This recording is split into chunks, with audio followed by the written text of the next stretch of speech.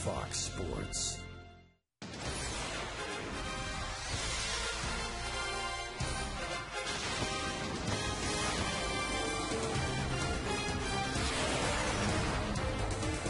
It seems like we just rode into town, which we did Friday morning. The Marlins home for about 2.5 days. This 3-game series has not gone well for the Fish. The Padres have done all the little things. The first-place team in the West. They've taken the first 2 from the Fish. This would be Game 3. This would be a Kids Sunday here on Fox Sports Florida. Hi, everybody. Rich Waltz along with Tommy Hutton. We've told you the San Diego Padres do all the little things right, and that's why they're a first-place team. And, Tommy, they've done it in the first 2 games of this series. They've gotten key base hits. They've moved runners, sacrificed bunts, and they pitch. And did I tell you they pitch pretty well, too? This is a Kids Sunday, and the Marlins right now have literally a kid out in right field. Mike Stanton is one of the top prospects in all of baseball. He's just 20 years old. For him, last night, it was kind of a roller coaster ride. Boy, the ups and downs of a rookie, let alone a 20-year-old playing in his 16th game at the major league level. Things started off pretty good for Mike. He got a sac fly and put the Marlins on the scoreboard early in the game. That was the good news. Then he had that situation, 5th inning, running down a fly ball that was in foul territory. He was hit by the pitcher, and certainly rethinking all that, he realizes he should have let the ball drop. Some tough at-bats, chasing a slider, taking a called 3rd strike. He struck out 29 times in his 16 games. But, Rich, as I was thinking about all this with Mike Stanton, I'm thinking about myself. When I was 20 years old, I was making all of those mistakes in Double-A. And there were a lot of Marlins that also punched out, not only last night, but also on Friday night, as the Padres have had 2 very well-pitched games. And they've got, I don't want to call him their ace, but one of their best. Matt Latos, the kid from Coconut Creek, is throwing for the Padres in this one. Anibal Sanchez going for the Fish. He just might be their ace. The only bad outing he's had this year was in South Florida against the Marlins. He gave up 7 runs, a little over 2 innings. But other than that, he has been outstanding. Opposing batters hitting below 200 against Latos. Anibal Sanchez has been on a pretty good roll of consistency, and the numbers prove that out. All right, there you have it. Padres, Marlins finish off this series, and it's on to Puerto Rico. Look at that, Niner, cool, calm, collected. Why? Because it's his birthday. That's why. We're going out to Craig and Niner next.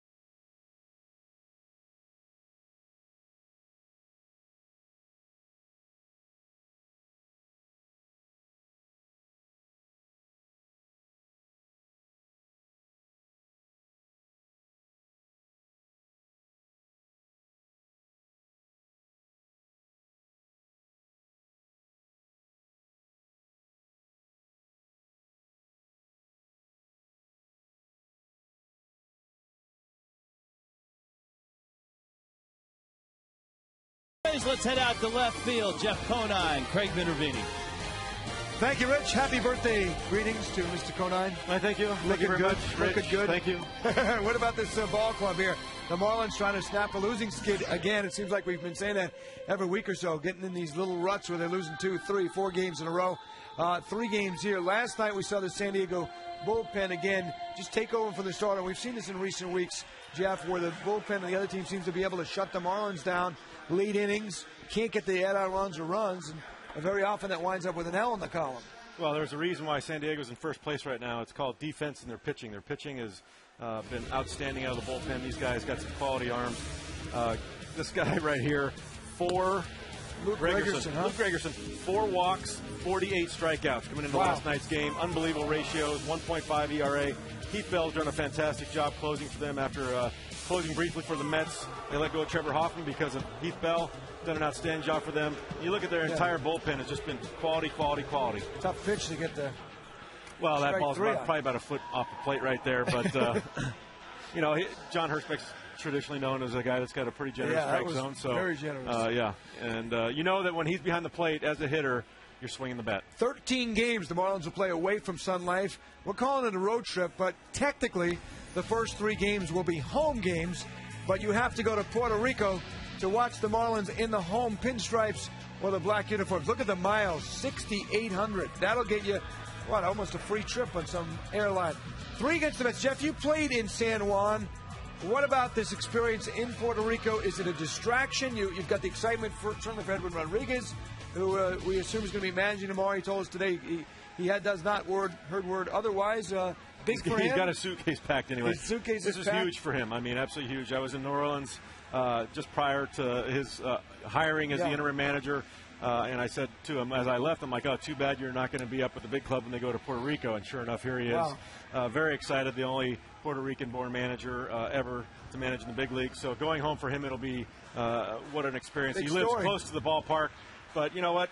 These home games at an away park like that, a little bit of a distraction. It's a small stadium. They're very passionate fans. There's going to be noise. It's going to be loud. You're not going to be the home team, basically, because the Mets, I think, have a very strong Latin contingent there that they're going to be very well rooted for. So it'll be a tough start to the road trip. Should be fun. One of the first 2 games here in Fox Sports Florida. Also, a hot Mets club. These aren't the Mets of a month and a half ago. They're 10 over 500. Right now, our concern, the Marlins' concern, is the Friars. The Padres are looking for a sweep. Rich and Tommy have all the details. Coming at you next.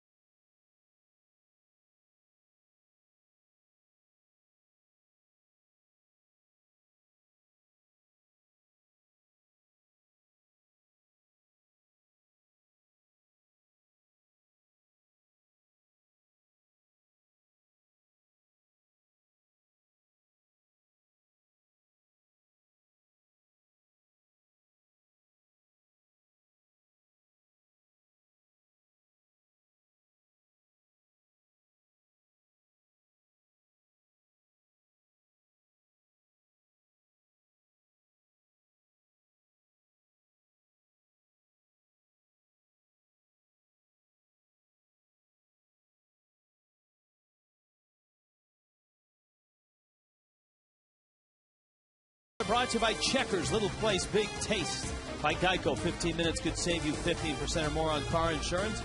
Visit us at geico.com or call 800-947-AUTO. And by Toyota, moving forward. That's what the Marlins would like to do here today. Move forward, get a W against the San Diego Padres. Has not been easy to do, The Padres come in at 44 and 30.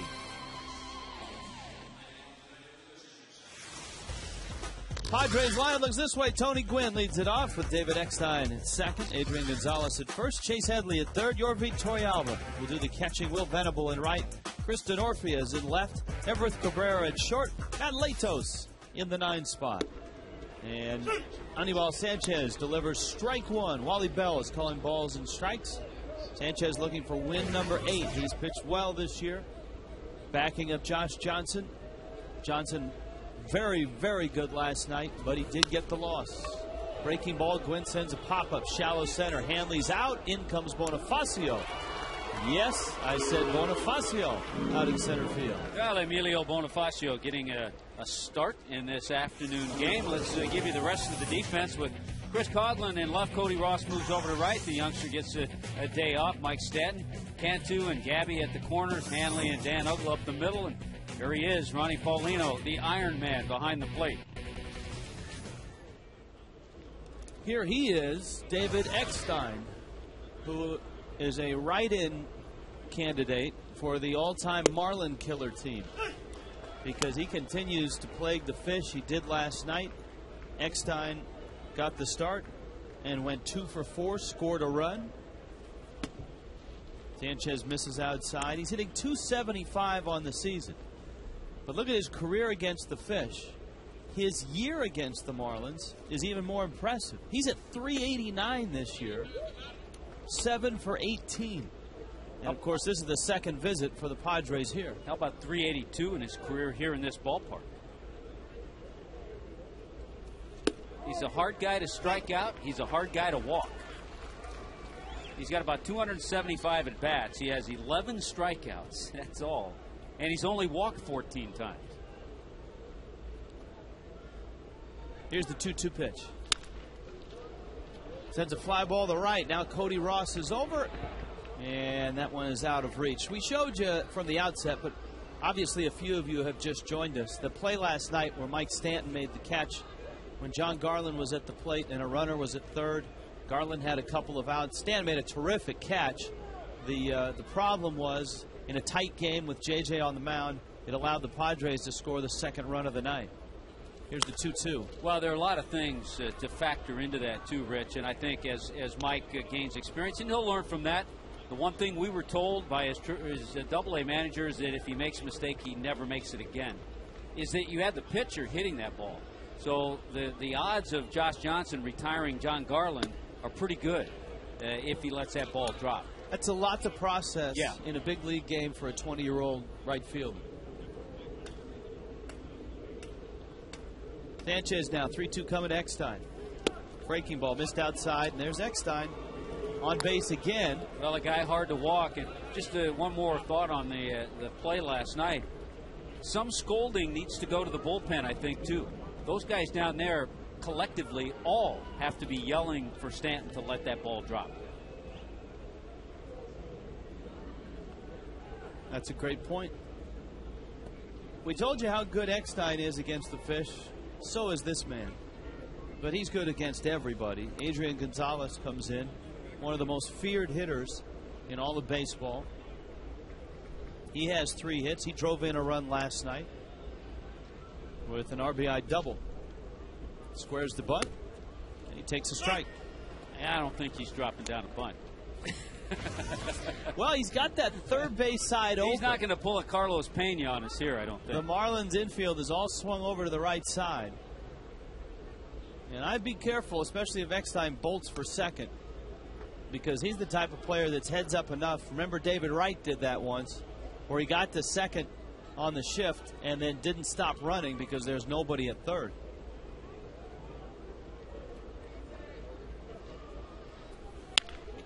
Gonzalez pulls it to fair ball. Gabby knocks it down, and he's going to beat Gonzalez to the bag. And it's Jorge Cantu who races across the diamond to third base as that play developed, with Eckstein getting to second, and Eckstein had his eyes on third.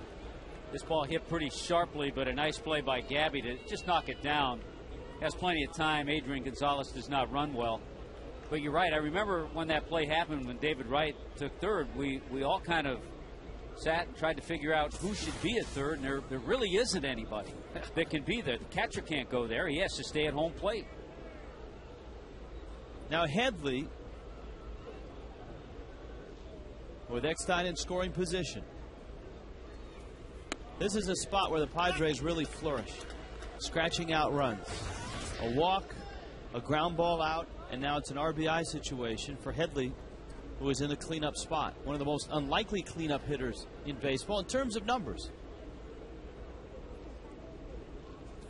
But that's how this Padre team is constructed. They're constructed with guys that make productive outs, that move runners up. And when you have the best bullpen in all of baseball and one of the best starting rotations in all of baseball, those runs count. Well, in the 3 games, they've had Scott Harrison twice hit cleanup, and then this afternoon, Chase Headley. There's a liner to center field. Bonifacio, it lands in front of him. Here's the throw home. Eckstein is going to score, and this is exactly how the San Diego Padres have done it. Not just in this series, but all season long. It's like they can construct a run as well as anybody. The walk, the ground ball out, and the big 2-out base hit by Headley drops in front of Bonifacio. Made a good throw to the plate, but not quite quick enough to get Eckstein.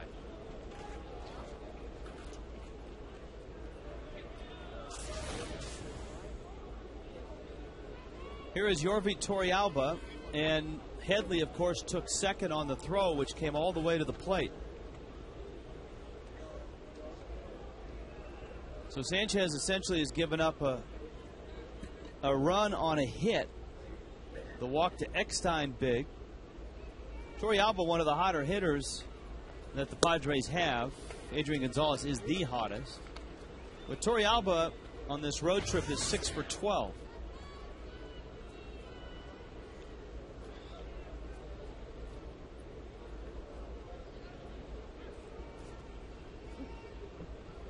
He has kind of split the catching duties with Nick Hundley. That one fouled back and out of play. Hundley has started 41 games behind the plate. Torrealba has started 32.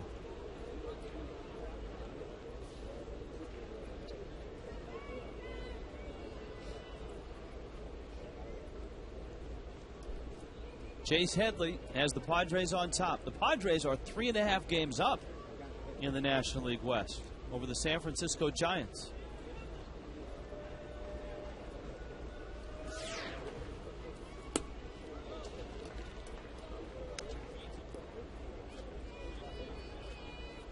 There are your standings in the West with the Dodgers 4 back, the Rockies 5 back.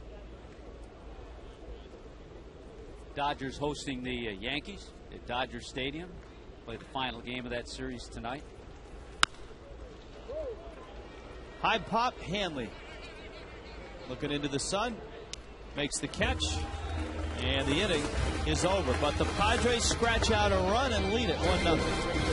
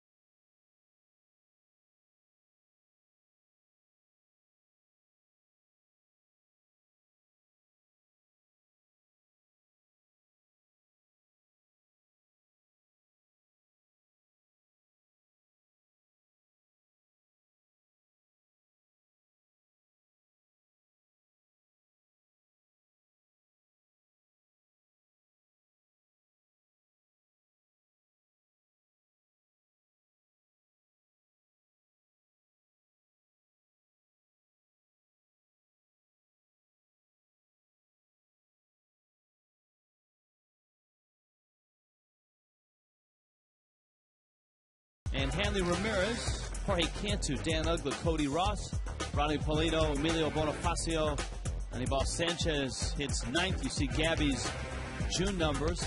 2nd in the National League. Only 2, Adrian Gonzalez. Boy, it's a tough guy this afternoon, Rich. Matt Latos, 8-4 this year, coming off a win in Tampa against the Rays. 7 innings, 3 hits, no runs. He's got kind of a slow, easy windup. Then he jumps at you with outstanding stuff. Opponents hitting 191 against Latos. That is the very best in the National League. Batting average against. 2nd, Josh Johnson at 199. Now, the good news, in 2 games against the Marlins, his career ERA is 16.50. And both of those starts in this ballpark, which he used to come to as a kid. Coughlin, a liner, and it's caught by DeNorfia. So Chris hits it on the button, but gets no results. Yeah, just a tough break right there. Chris DeNorfia starting in left field, Quinn and Venable. Headley, Cabrera on the left side, Eckstein, Adrian Gonzalez, Yorvi Torrealba is behind the plate. So no Hairstons in the lineup today for Bud Black. It's a Hairston-free zone. There is a Venable, though. Here's Gabby. Watch Latos, how easy and slow the windup is. Then when he delivers, he just pops at you toward the plate. There it is, real easy.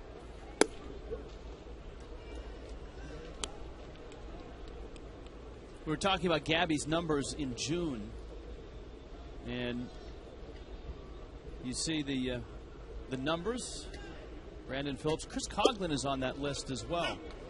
Brandon Phillips and of course Gonzalez at the top. So Gabby, as we used to talk about Chris Coughlin last year, all of a sudden finding his name in numbers that aren't just associated with rookie numbers. There's a liner into the seats.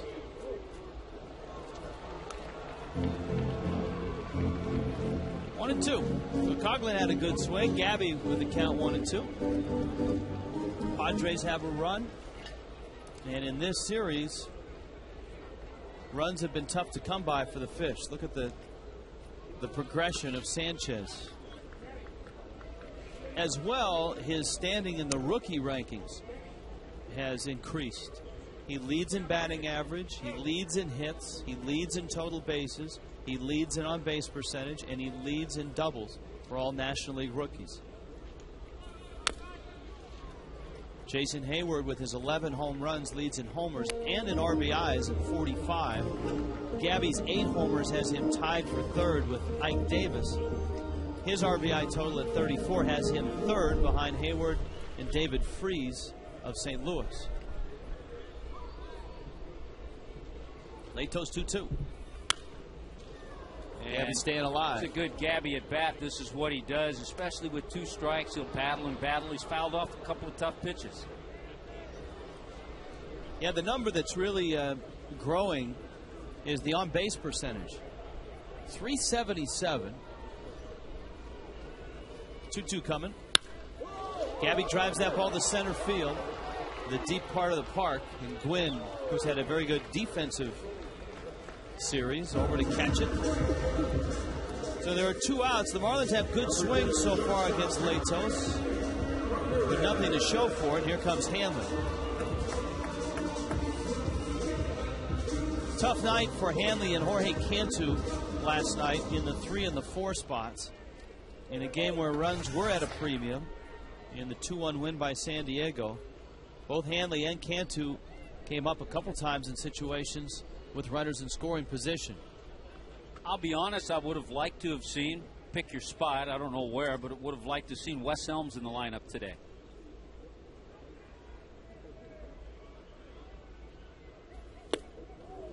And he goes after a fastball and misses. It's 0-1. Latos is just 22. Coconut Creek High School, Broward Community College. Joe Bochy signed him. The brother of the former longtime manager of the Padres, current Giant manager, Bruce Bochy. There's a liner, and Hanley sends it back up the box. So 3 good swings by the Fish. And a 2-out single by Hanley, and here comes Cantu. That's one thing you have to take out of this first inning, regardless of how things go. It's a breaking ball right out over the plate. A good pitch for Hanley to attack, but you're right. All three hitters have hit the ball well.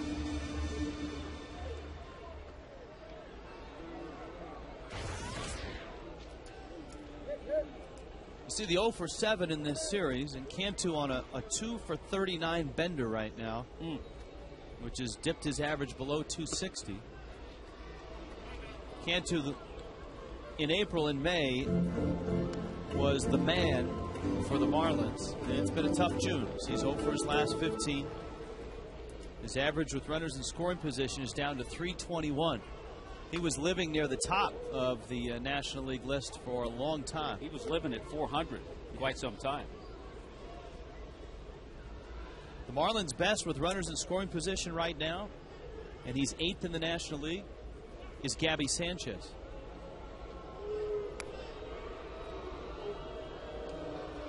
Hanley a threat to run, though he was thrown out trying to steal last night.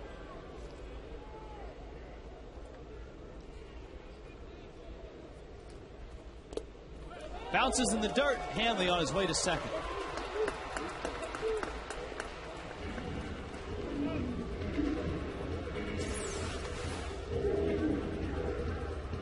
Sharp breaking ball gets away from Latos and also gets away from Torrealba. The wild pitch allowing Hanley to get into scoring position. So the Padres had their opportunity, runner at second and 2 outs in the first. Now the Marlins have their opportunity. And Cantu in a good hitter's count at 2-0. See if he gets that 2-0 fastball from Latos. Uggla's on deck. Nope. 2-0 slider. That's the progression of this 22-year-old. Yes. Early in the year, you probably didn't see that. You probably saw a fastball.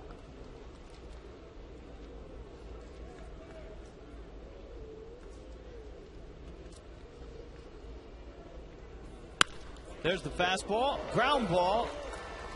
Cabrera makes the play. That one skipped right under Hanley. And the Marlins are done in the first. Padres off to a 1-0 start.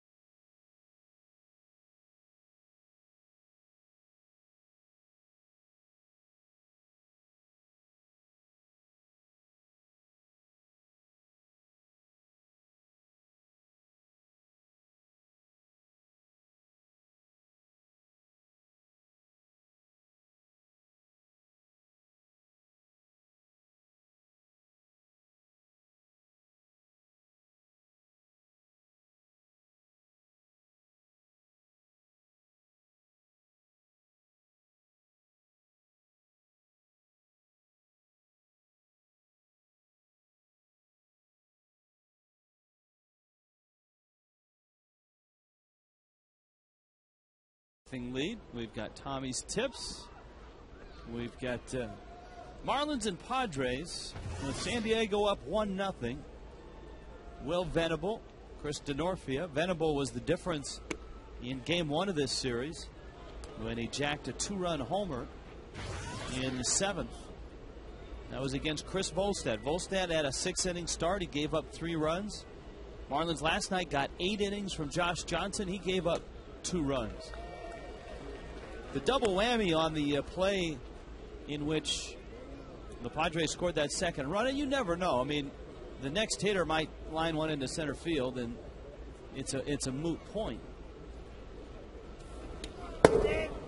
That's a strike. Not only was it the second run of the night, but it also was the second run against JJ, which snapped his run of going 8 consecutive starts with 1 earned run or less. And blew up his ERA to 1.83. You know, when you play the Padres, you get in the series, same thing is going to happen when we go to Southern California, to Petco. You know you're going to be involved in low-scoring games, and so you have to do all those little things correctly. Wally Bell with a big strike 3 call. Time now for Tommy's tips. This is one of those little things, Tommy. Yeah, it's a little thing. Wouldn't have changed the outcome. The run still would have scored, but on this base hit, this was a good throw from Bonifacio. It was low enough to cut. But right here, when we stop it, you see that Gabby is here. The runner is here. Gabby gets himself a little faster right on the mound. He can cut that ball off and get the out because the runner probably is in no man's land and halfway to second base. Or at the very least, if he's in position to cut it, the runner may not attempt to go to second base. Because it's early in the game, you have a pretty good idea Eckstein's going to score. So you give him the run, you cut the ball off, and maybe get an out. Denorfia lines that one into center field, and he's aboard. So Chris Denorfia with a 1-out single here in the second. Everett Cabrera and then Latos, the pitcher, coming up. This is the first game out of the chute in Major League Baseball today. The Mets are hosting Minnesota this afternoon. That game is in the bottom of the first. Cleveland and Cincinnati are delayed by rain. Everything else either a 1:35 Eastern start or later.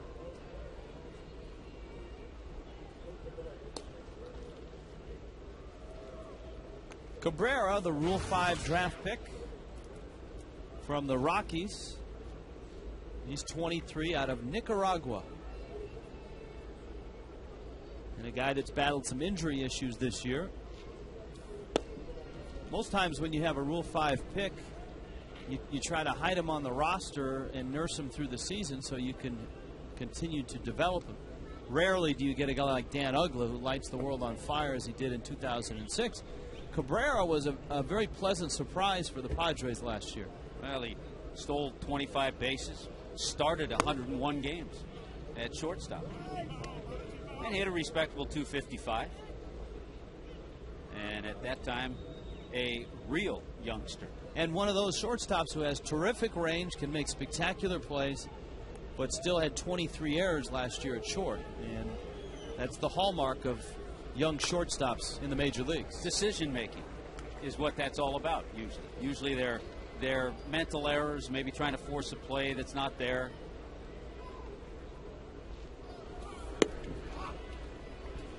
Boy, I was looking at some numbers today, speaking of shortstops, and early in his career, he had some decision-making issues, but one of the best I've ever seen is Alex Gonzalez.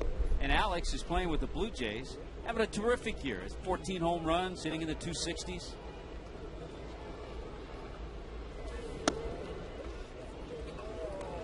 Well, Sanchi walks the 8-hitter, Everett Cabrera, and that's going to bring up Latos and puts him in a spot where he can try to bunt these two guys up.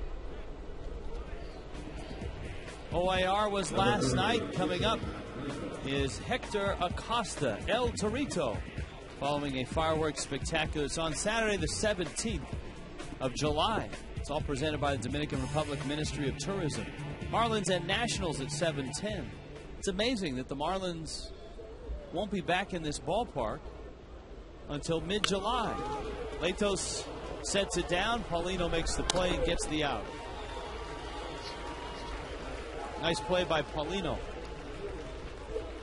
Yeah, not by design. I'm sure Latos was just focused on dropping down a good bunt. But when he dropped down the bunt, watch where the bat goes. The bat's out in front of the plate. Ronnie has to dance around the bat to make that play. So that was nicely done by Ronnie Paulino. It's like an obstacle course. Yeah, there's the bat. Okay, got to get out of the way, get the ball, and then get the out. See, if they ever had a skills competition like the NBA at the All-Star game, that might be one of them. Catchers coming out from behind the plate, have to go through the obstacle course. Yeah, jumping over a bat. Kind of maneuvering around the umpire. Umpire's mask, yeah, all that stuff. Here is Tony Gwynn. But again, good execution by the Padres. They got the bunt down.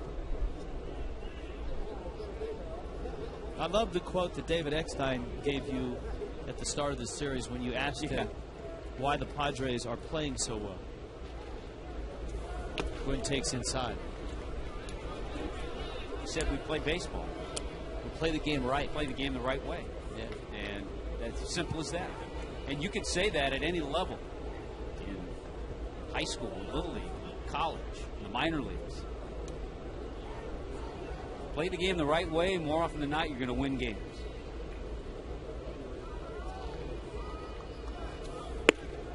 The interesting thing about the Padres is going to be if they make a deal for a bat or two. And obviously, the Marlins and 25 other teams are looking for pitching help, and the Padres seem to have an abundance of it. How much do you give up to add a little offense? Be interesting to see. You know, they have a big left-hand bat off the bench that's on the disabled list that has not been a factor to this point, Matt Stairs. But they probably are looking for someone, more than likely an outfielder. Wouldn't it be something if they could find somebody with some pop to hit behind Gonzalez? Because you're amazed that Adrian Gonzalez is able to do the damage that he does without a lot of protection. You got Scott Harrison, Chase Hetley, as I mentioned in this series, are hitting behind him. And no slight to those guys. They're quality major league players, but they're not, Matt Holliday type guys who allows the protection and is in and around the lineup with Pujols. Yeah, now Pujols is protecting Holliday because Holliday's been moved up to the number 2 spot in that lineup.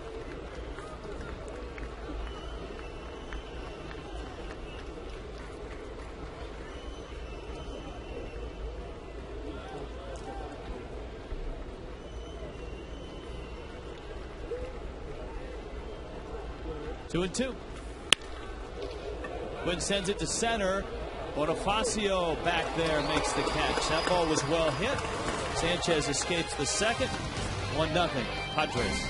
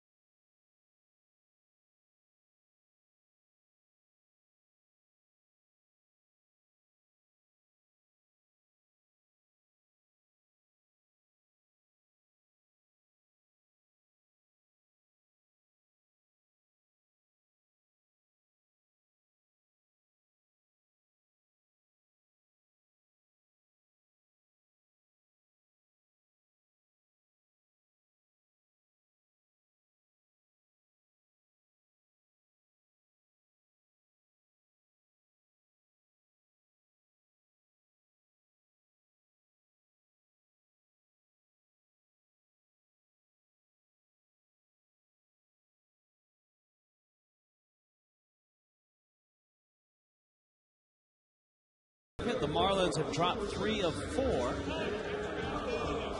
Of course, this weekend started on Friday, and the fantasy auction, the Fox Sports Florida fantasy auction, was a big success. Our friends at Tommy Bahama supplied us with lots of great prizes and rum and decorations. South Florida Ford dealers brought out the Mustang. We had packages from a lot of people. Goodyear was there as well. So was Kelly with her magic marker, and at the end of the night, Tommy and I popped open the rum. We had to top it off the right way. The net proceeds right now stand at about $75,000 from that night. And again, thank you to everybody who took place in the auction. Ugg was taking 2 balls on the outside part. And you could hear Danny at the plate say, "I'm not sure on Fox Tracks, Wally." And Wally said, "Dan, Fox Tracks is brought to you by Toyota." Wally may have said something else about Fox Tracks. I'm not sure.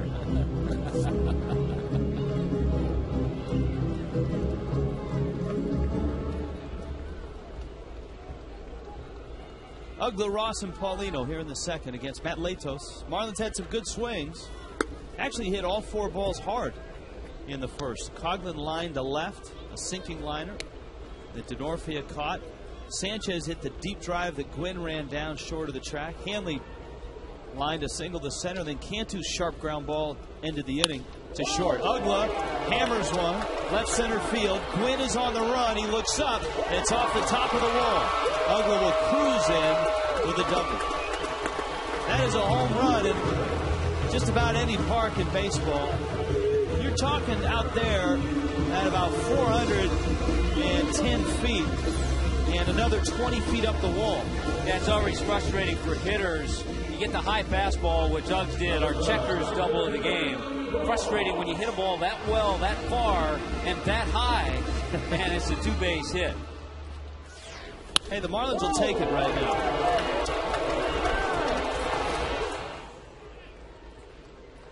We saw the Padres construct a run. Let's see if the Marlins now can do it. You got Ross, then Paulino, then Bonifacio.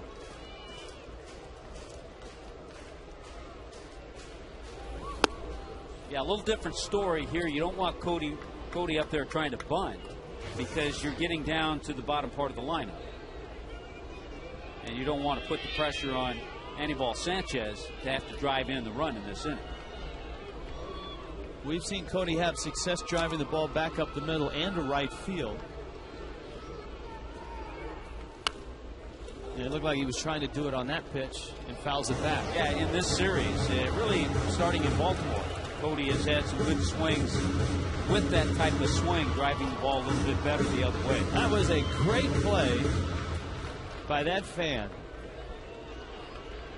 I mean, we're talking about you got to give it up. I mean, you know, you got to take one for the team, give it up for the team. He gave it up for the group that he was with to get that souvenir.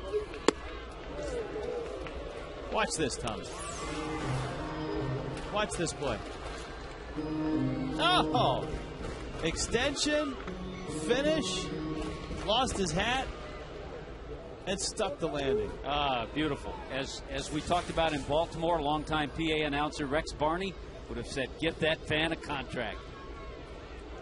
Jerry Coleman, longtime Padre broadcaster, would have hung a star on that one. Ooh. Latos with a fastball. Ross, I think, was leaning out over the plate, and that backed him off. Yeah, just missed. Latos has seen Cody with a couple of swings try to go the other way. Look at that on Fox Tracks. So he tried to bust him in with a good fastball.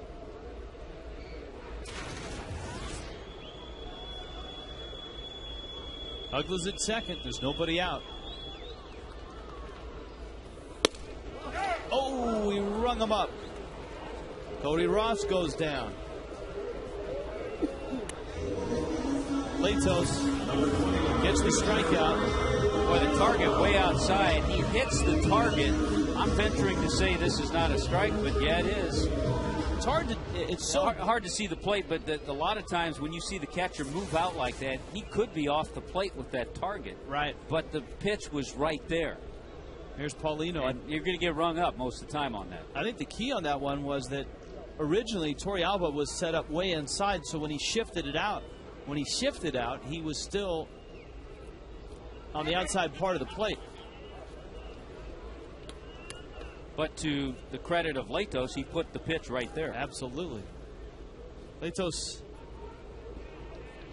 getting his first strikeout. Paulino now has hit in 11 of 12. You could make an argument that Paulino and Gabby have been the two hottest hitters lately. 3 hits in the series for Paulino.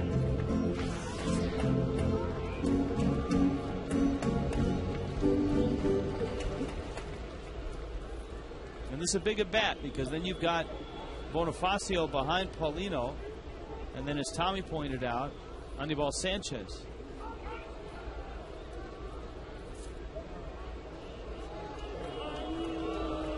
Ugla doing a nice job at second base of getting a lead. Eckstein trying to keep him close.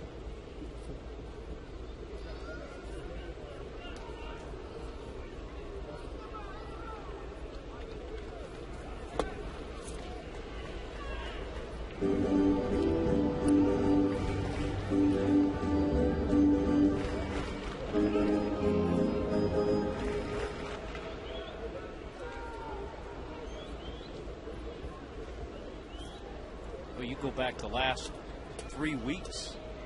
Ronnie has started all but 1 game.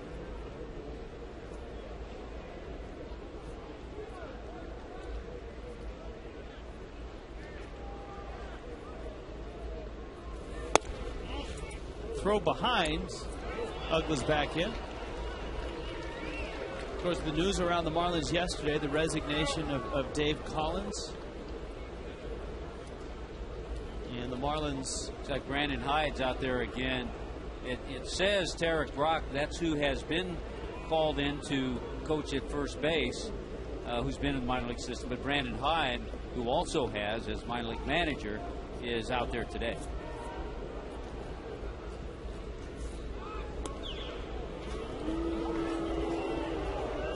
Ugla back in. Dave Collins will be missed. Rich, we talked about it, Marlins Live. He'll be missed by some individual players and just collectively with his presence, with things that he worked on with so many different players in the outfield, base running. It's a quality baseball man.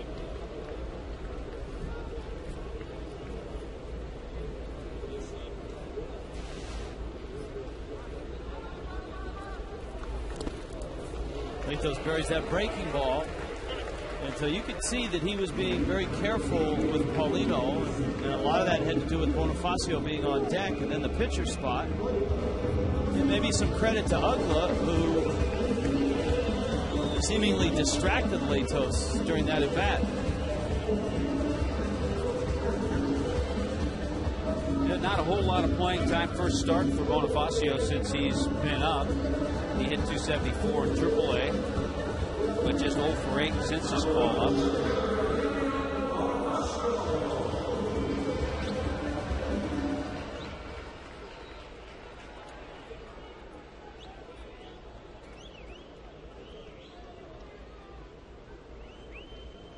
Well, Bonifacio, of course, very good at trying to bunt for a base hit. He's not been able to do much of that because, as Tommy pointed out, hasn't had many at bats, but not in this situation. You got the pitcher on deck and runners first and second. Marlins are hoping that he can drive in a run here. Well, there were times when Freddie Gonzalez was here that he was forced to pinch hit Bonifacio against a right-handed pitcher in one-run games when you're looking for someone with a little pop off the bench.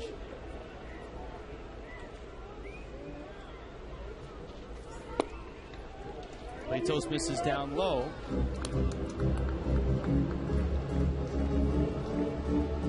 A double by Ugla. Cody Ross struck out. Paulino has walked.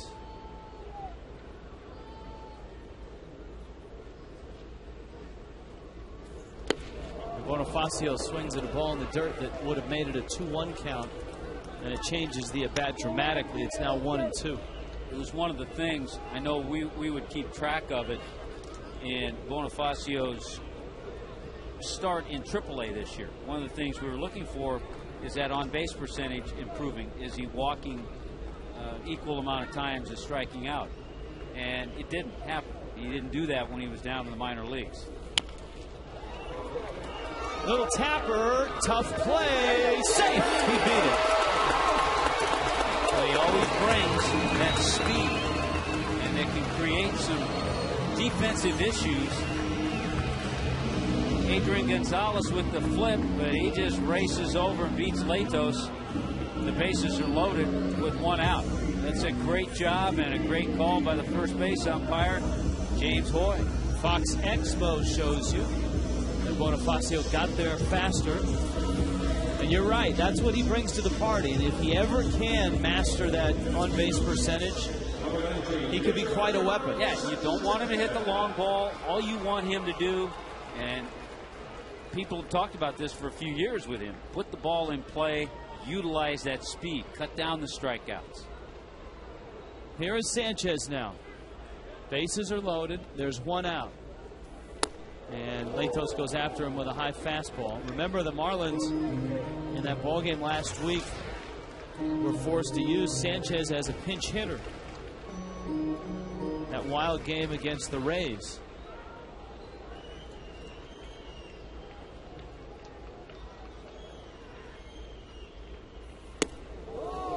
It's a tough matchup. Yes, it is. I think I'll still always refer to that as the Vuvuzela game.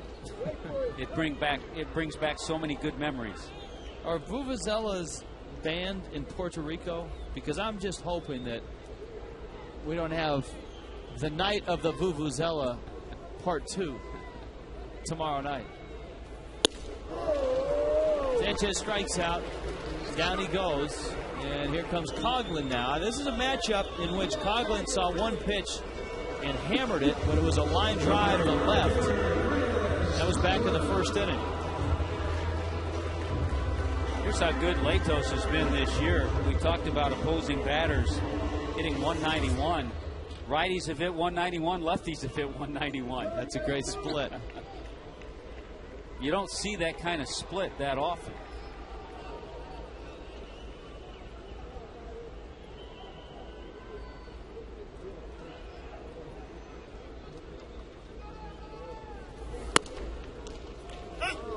Letter high fastball for a strike.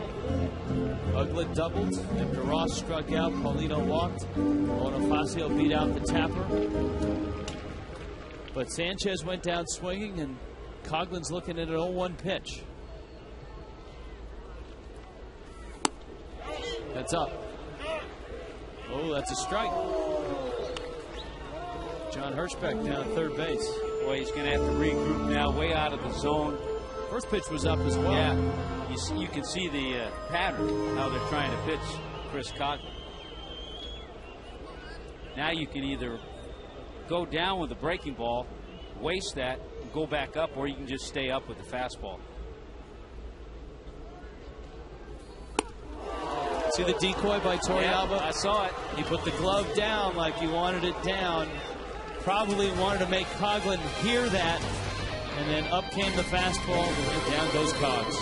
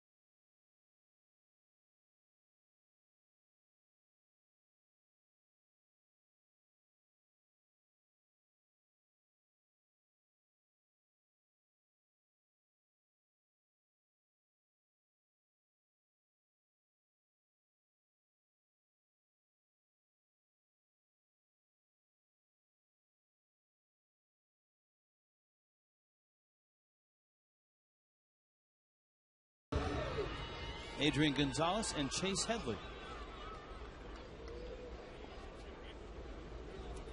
Eckstein walked and scored in the first. The Padres scoring a Padre run with a walk, a ground ball out, and a 2-out RBI single. Sanchez breaking ball on the outside part. Yeah, and only the 15th walk of the year for Eckstein.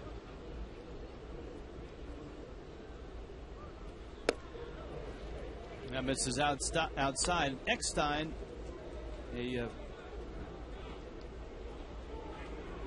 a long-time major leaguer and a guy who had to walk on at the University of Florida.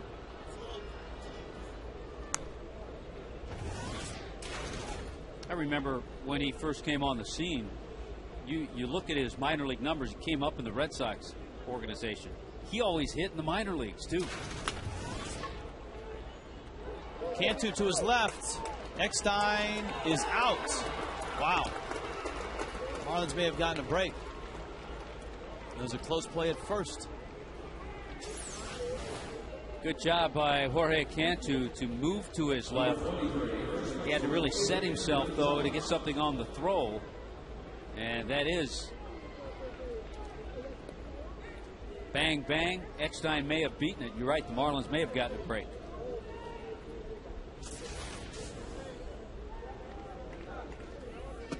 Here's Gonzalez. He takes a breaking ball for a strike. Didn't hear a whole lot, though, from an original Marlin, Rick Renteria, first base coach for the Padres. It's going to be a difficult play. Ugla makes it. Nice, because the shift was over and Ugla was in shallow right. But he backhands and makes a strong throw. Your chance to lock in priority seating. The new Marlins ballpark is right now. Become a Marlins season ticket holder in 2010. Reserve your spot in line for a new seat in the new ballpark. 1-877 Marlins, the number to call. Talking to a few of the Padres, and they are on their trek to the ballpark here from their hotel. They passed the new site, and they've had some real nice comments about that, saying, yeah, I can't wait to see that thing completed. So they're staying downtown. A lot of teams stay out in Fort Lauderdale. Yeah.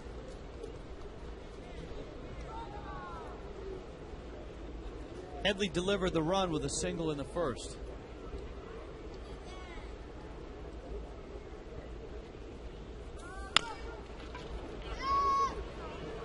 A couple big hops for Ugla, and Sanchez works a 9-pitch third inning.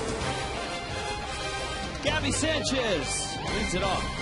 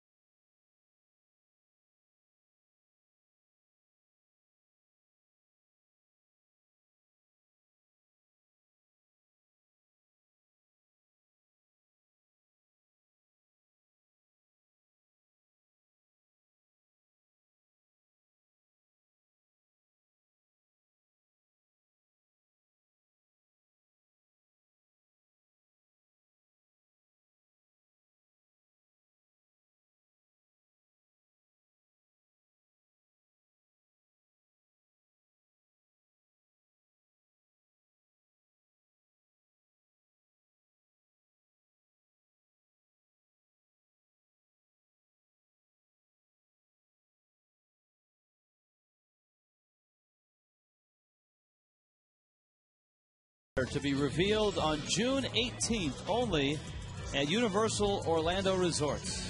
Take flight on the exciting new ride Harry Potter and the Forbidden Journey, where you'll come face to face with a dragon, the Whomping Willow, giant spiders, and other magical creatures For your chance to experience it, log on to foxsportsflorida.com. Enter the Wizarding World of Harry Potter sweepstakes, and we check in with Craig Minervini. Craig?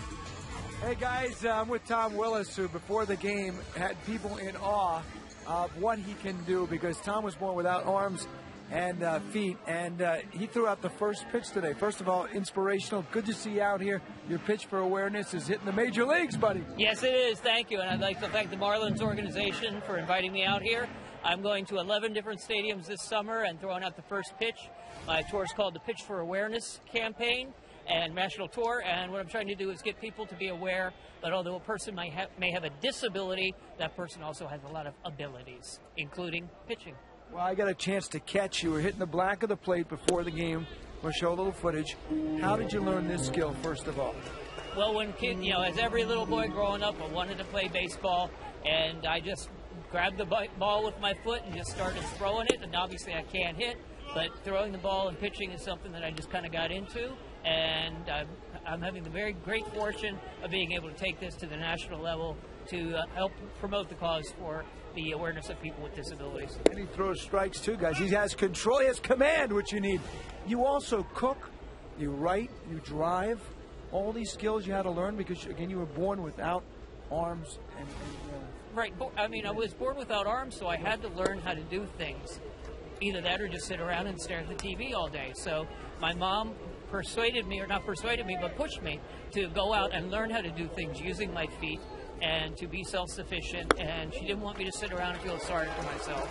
And she did an excellent job, because here I am today down in Miami throwing out a pitch before a Marlins game, and tomorrow I'm off to Boston. You use your feet for virtually anything, any of these. How about driving a car, huh? When I was 18, when I turned 16, I wanted to drive a car. Everyone said, there's no way you can drive a car. You know, how are you going to do it? But we looked around and we finally, it took 2 years, but we found a man in Texas who would put a steering wheel on the floor of my car. And I've been driving now for over 30 years. I've driven more than 500,000 miles. And I go back to all those days back when I wanted to learn how to drive, and everyone said, you can't. And, to quote a certain person, yes, I can. Good job. It was wonderful seeing you catching it, and good luck on the Pitch for Awareness. Is there a website?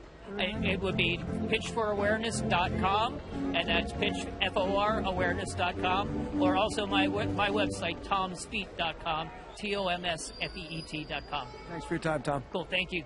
Okay, guys? That's just incredible. Very inspirational. I tell you what, we were sitting up here before the game. Yes. Neither team took batting practice, so the field was relatively vacant, and we saw Tom down there practicing. We're going, that's amazing. Yep. Hanley singled in the first. Gabby with a leadoff walk in a 1-0 game. The Marlins have pushed Matt Latos' pitch count up. Hanley fouls it back.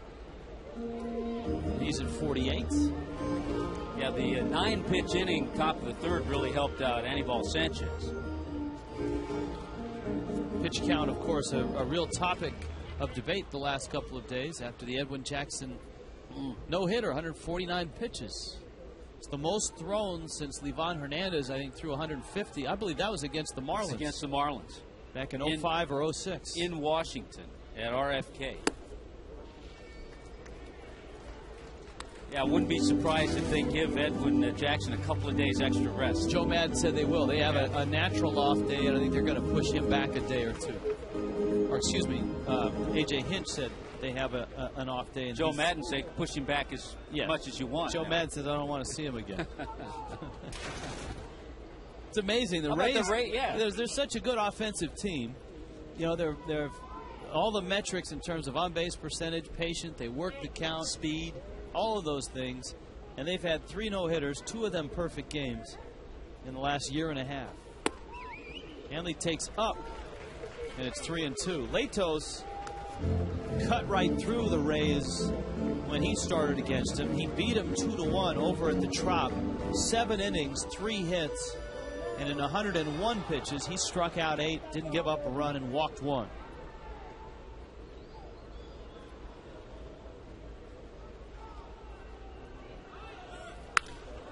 Hanley tries one in the gap, left center. Gwynn got a good jump, and he makes a diving catch. Tony Gwynn Jr. robbed Cody Ross last night, and he robs Hanley Ramirez this afternoon. Well, just another part of the Padres and their success. They play wonderful defense, a lot of territory covered by Gwynn in center. And yes, that's highway robbery. Hanley thought he had extra bases.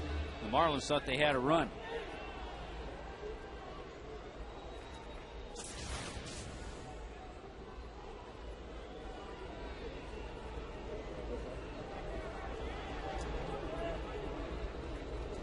Here now is Cantu with Gabby still at first. And Latos gets a strike. Yeah, Gabby was on the move on that 3-2 pitch to Hanley, so had that ball gotten by Gwynn, he would have scored easily.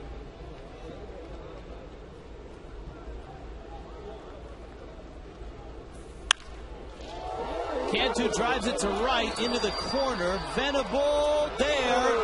It's a foul ball. Venable does not make the catch, and that's not an easy landing on that artificial warning track, which is about as soft as your driveway. Plus, you don't skid. You hit and stick, and then he ran right into that wall. Fortunately for Venable, it's a padded wall. Oh, man. Ouch. The former Princeton basketball star, baseball star, says he's okay out and right. Counts 0-2 on Cantu.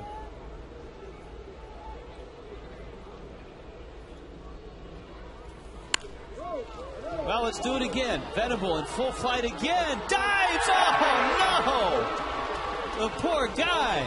That's amazing. Not too often do you see a guy twice try to chase down slicing fly balls, each time just out of his reach. Oh. And he crashed head first into the wall again. Look at he might as well just stand over there now. Well, Venable, you're my new hero.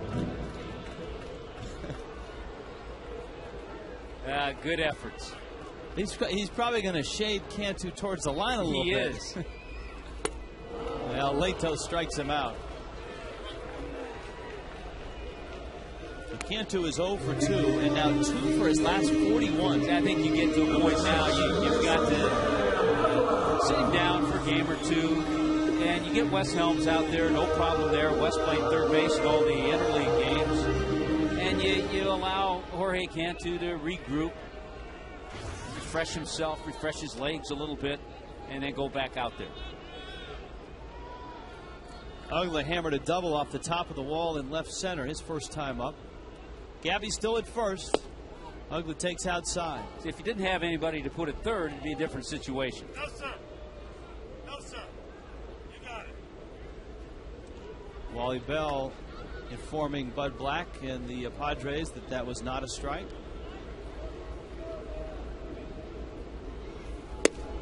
And that one's off the plate as well.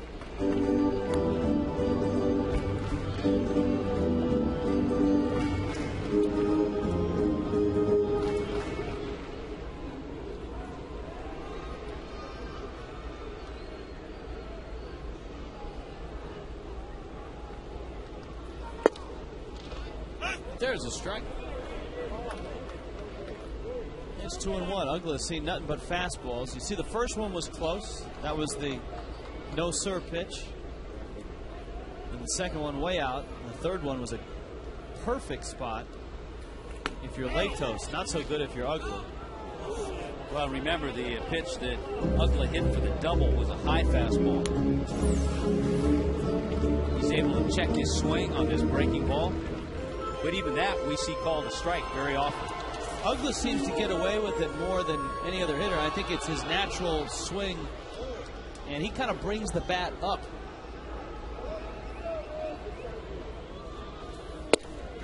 Well, he's staying away with that heat, though, isn't he? Yeah, he didn't want to give Ugla anything to pull. Well, what a talent Matt Latos is. And this 22-year-old might find himself pitching in the All-Star game here in about 3 weeks.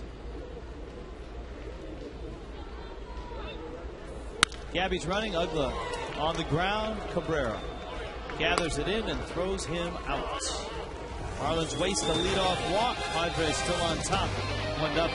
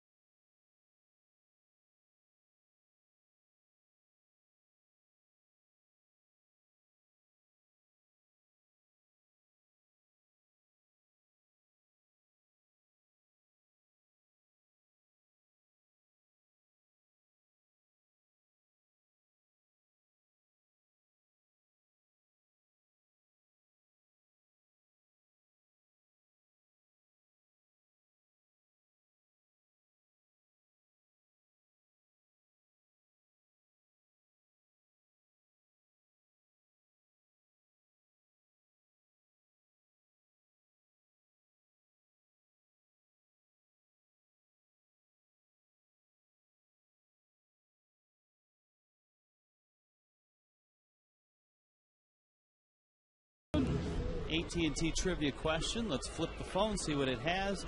Padres all-time leader in stolen bases. I think Alan Wiggins might be near the top of that list. It's a great guess, and I think the name of one of the guys I threw out there the other night who had speed, Gene Richard, left-handed hitter, great speed. But were there? What about Tony Gwynn? Tony Gwynn, early in his career, was a Gold Glove outfielder and also a base stealer, and that could be the answer just because of the number of years he was there. Torrealba is out. Here comes Will Venable, and he may have ducked in for a few Advil after this sequence. There's the first try, second try, both off balls hit by Jorge Cantu. Yeah, but you know what? He's got skills, Tommy. Remember I told you what a great basketball player was? Nice. Playing in that Princeton offense. Drive the lane. Will Venable, his dad, Max. Venable is one of only two ever to be all Ivy League in basketball and baseball. And, of course, the other is one of the Padres pitchers. He's on the disabled list, Chris Young. So what you're saying is that the Padres could put together a pretty good basketball team. Oh, I think so. Marlins would be right there. Yeah, but see, the Marlins have height, but do they have skill? I don't know if they have the point guard needed, but certainly the height. Yeah, the height is there. Cameron Maben, if you could get Maben back, that would help because Maben has in his family, his cousins, the McCanns. Yeah, so he's got those basketball skills. One in the NBA, one in the WNBA. You can picture Cameron running the floor. Ball knocked down there by Gabby, and he steps on the bag. And Chris DeNorfia comes up. Well, settling in is Anibal Sanchez. He gave up that first inning run on the 2-out single by Headley. Since that time, he's given up just one other base hit. It's painful to lose any game, but in the two games that the Marlins have played the Padres, they've had, number one, a pretty good start with Chris Volstad to a very good start from Josh Johnson and lost both games. Yeah, you hate to waste those good starts. It happens. A period of times when you go through series or homestands, road trips like this. The other thing Sanchez done, he had that, if you remember, the 8-pitch at bat when Eckstein walked in the first inning. Since that time, he hasn't thrown more than 5 pitches to any batter. So he's at 53 here in the top of the fourth. He's got 2 outs. He's 0-2 on Denorfia. Yeah, and Latos is at 61 just through 3 innings.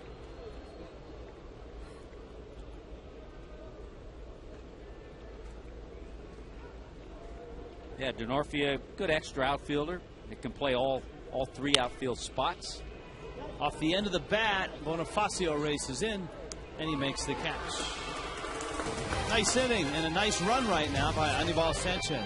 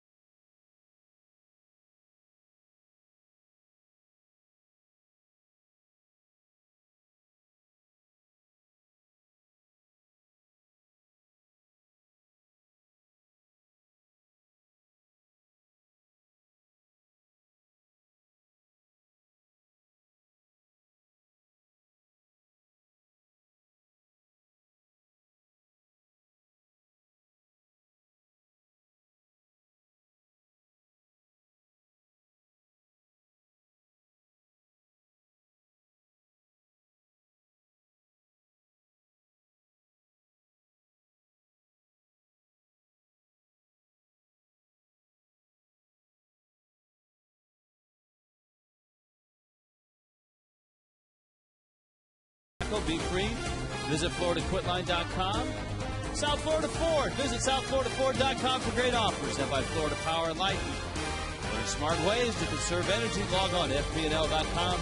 Take a free online home energy survey. I can't believe in our fantasy auction, take a moonlit stroll on the beach with Rich and Tommy. There were absolutely no bidders for that. In Puerto Rico. Yeah. Yeah. Nobody, not even a sniff. Now what are we going to do with the Tommy Bahama rum? That's all gone now. It's all good. Here's Cody Ross with Ronnie Polino and Emilio Bonifacio. In the fourth, Matt Latos pours in a strike. Latos has had some high-pitch innings, as Tommy pointed out. That's a 62nd pitch. As he enters the bottom of the fourth, Ross was rung up on a good fastball in the outside corner back in the second. It's almost a good news, bad news thing. Maybe good news that pitch count's getting up for Latos. Bad news, 6 of the Padres' 7 relievers have their ERA under 3. They have 7 relief pitchers, and 6 of them have earned run averages below 3. It's almost an embarrassment of riches for Bud Black and their bullpen. Nobody that can boast that in baseball. Best bullpen ERA in baseball.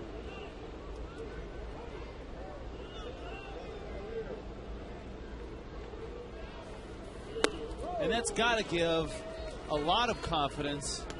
Not to Yoda? It is Yoda. Look at Yoda. That's the Yoda backpack that I think brings the candy and stuff out. Yeah, and you know who has to carry it? One of the rookies. Luke. Luke Gregerson.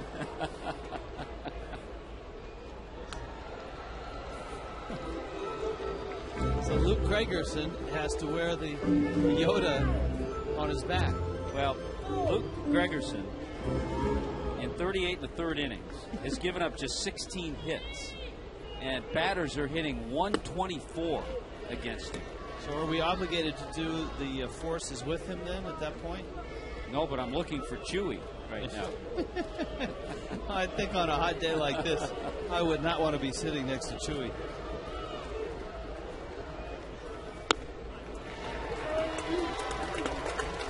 This is up. Cody is aboard. Flip the phone. You got to go Tony Gwynn, Alan Wiggins, Gene Richard. I'm going to go with Gene Richard. I'm going to take a shot. I like Alan Wiggins. Okay. Oh, it is. There it is. It's Gwynn. Tony Gwynn. 319. You know, so many people who saw Tony Gwynn Sr. at the end of his career picture the little more portly Tony Gwynn. When Tony Gwynn came up, I mean, he could run. I mean, he was an All-American basketball player. He was a point guard at San Diego State. Paulino rolls one to short. This could be two. Eckstein's turn. And the Padres turn to double play. So a leadoff walk, and the Marlins have had their opportunities. They had a leadoff double in the second, didn't score. Leadoff walk in the third, didn't score. Leadoff walk here in the fourth. And nothing happening now with 2 outs. Bonifacio tries to get on base and make something happen. Well, so far, the Marlins have scored just 1 run in this series. That was last night. Tony Gwynn, 319 stolen bases. Gene Richard, 242. Alan Wiggins, 171. I'm surprised neither of us threw Bip Roberts' name in there. Bip Roberts. Bip at 148. Just in front of Ozzie Smith. Ozzie Smith had 147 stolen bases. You remember that big trade. Ozzie, of course, came up as a Padre. The 3 or 4 years he was there, he hit in the 220s, but you knew he was a great fielder. And the Padres traded him to St. Louis for Gary Templeton. And sometimes in trades they'll say a team flips a player, but in this case the player flipped the the fans off in St. Louis. But in that a was different Templeton. way. Yes. It's a ground ball. Eckstein throws, and safe at first is Bonifacio. This is not something you see very often. 2 guys like Eckstein and Gonzalez fail to hook up here. Well, it's a tough play because Gonzalez just getting back to the bag. His initial move was to go after the ball, got his feet kind of tangled up, and then you realize they know there's a speedy runner. They have to complete that in a hurry. They're charging Adrian Gonzalez with the error. That's a tough error. Sanchez now takes outside. It is a tough error, but if you're Eckstein, you just pointed out, and we saw it in the replay, how quickly Bonifacio got up the line. He couldn't wait for Gonzalez to get his feet square. He had to throw it. It's almost like the quarterback dropping that little pass out to the receiver before he turns. Yeah. The timing play. Yeah, I think it could be ruled a base hit. It's one of those, I think, that could go either way. Because Bonifacio was on a safety blitz. Yeah, but again, the speed forcing that. Yeah.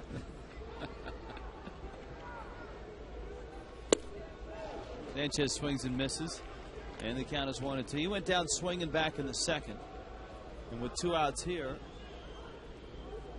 Marlins are hopeful he can run into one. Latos hasn't messed around with Sanchez. He's dialed it up to 95, 96.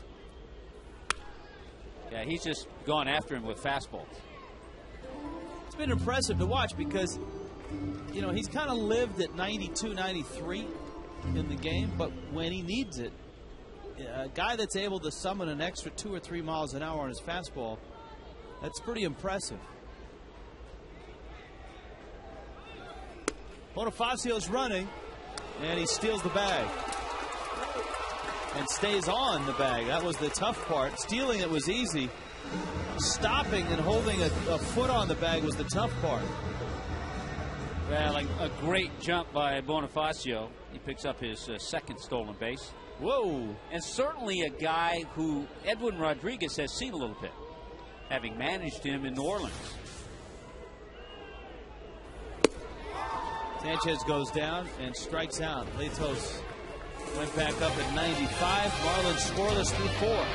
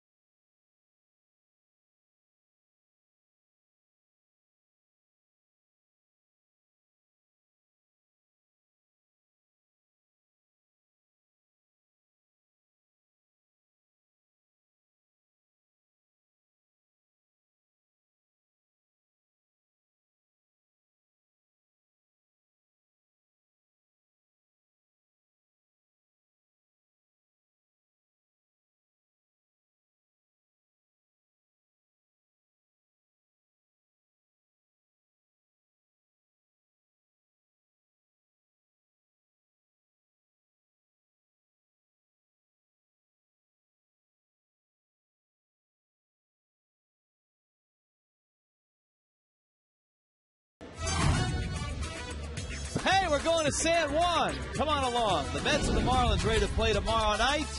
We'll have the first 2 games of that series for you. Remember, it's Monday and Tuesday on Fox Sports Florida. Mets, Marlins, Hiram Bithorn Stadium. It should be fun. Our Subway 5th inning back here. Subway, home with a $5 footlong play hard, eat fresh. We check in with Craig Minervini. Craig? Well, thank you, Rich. Several interested parties in this Puerto Rico series. It's going to be fun for the Marlins, and especially so for guys like the manager, Edwin Rodriguez, and third base coach, Joe Espada. Joe grew up in the western part of the island, played there throughout high school, and left to play college ball in the United States after that. His parents still live there. A lot of friends there. He said, boy, when I was growing up, about the closest thing we had to Major League Baseball was the Winter Leagues. And he played, ironically, for Edwin Rodriguez in the Winter Leagues in Puerto Rico. He said, never did we dream that we could get Major League Baseball, real games that count, in Puerto Rico. This won't be the first time it happens, but it will be the first time it appears that a Puerto Rican manager will be there to manage the game. As Edwin told us today, looks like he's going to be managing that game. But Joe said it's just great for the island. His dad has never seen him, he told me, in a Major League uniform, and they'll be there tomorrow to see that. Good stuff. He said, when I was a kid, everybody wanted number 21, Roberto Clemente's number, so Joe never got that one. But it's a great moment for the island, the country. We'll be there to tell you all about it tomorrow night starting at 6:30. I'm looking forward to it. It's going to be fun, and Craig's right. I've talked to Joe Espada about it, and now with Edwin Rodriguez being able to go back there, it's going to be a fun series. And against the Mets, always a fun series. It is going to be a tough road trip. The first 3 stops on the road trip. What, in World Cup, isn't it the Division of Death, or what do they call that? Well, the Marlins have some tough opponents, those first 3. That's what I mean. You've got the Mets for 3 in Puerto Rico. That one sprayed the first. Gabby picks it up. Then you've got the Braves. The Braves are in first place in the East. They're 44 and 31. Then it's on to Los Angeles, where the Dodgers are at 40 and 34. Tommy, we tallied it up. 14 days, 3 games, 3 time zones, and almost 7,000 miles. But then the Marlins are fortunate right there, the All-Star break. You've got the game in Anaheim this year, and then the big series on Friday. The Marlins, some teams, it varies year by year. The Marlins fortunate this year being one of the teams that gets the 4 days. Some teams get 3 days for that All-Star break. I would hope so, after being on the road for 14 days. You would hope that there would be some kind of reward at the end of the rainbow there. Like a nice gift basket or something. We'll take the day off, the extra day off. Here is Gwynn. Tony Gwynn Jr. You know, some would say, well, the reward, you get to play the Diamondbacks. But you know what? On any given night, with their pitchers, you could see Edwin Jackson. You could see Dan Herron. Got a chance to see Dontrelle Willis. You got to get in that series. That's going to be interesting to see if Dontrelle, if he's, number one, still in the rotation by then, because he scuffled a bit his last time out. If he is in the rotation, the Marlins have a great chance. They're going to play 4 games in Arizona, so they're going to see 4 of their 5 starters.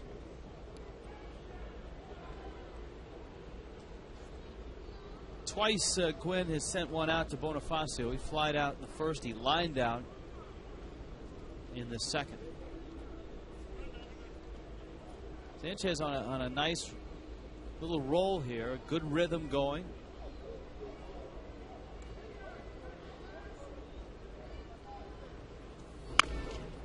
Check swing. Cantu charging. Has to hurry. And throws it wide. Gwynn makes the turn. Uggla's got the ball but couldn't pick it up. Not sure he's going to get Gwynn anyway with his speed, but still it would have been interesting to see. Well, you got a lot of things to think about if you're Tony Gwynn. And when you have a good pedigree, baseball instincts come with that. Look at his ball stays down, which makes that a tougher play for Cantu. He doesn't hesitate. Quick peek. He also knows they're 2 out. So with 2 out, you're trying to get into scoring position. And maybe early in the game, if there's nobody out, if he's leading the inning off, he may stay there. But with 2 out, no hesitation, and he got himself in scoring position. He's going to get a base hit, and Cantu will get charged with an E5. And here's Eckstein. Takes a breaking ball for a strike. Eckstein walked, scored in the first. So after retiring 9 straight, Gwynn gets that infield base hit. And the Padres get a shot here. Line drive right at Uggla. Eckstein hit it on the button. And the Marlins dodge one there. Still 1-0. San Diego.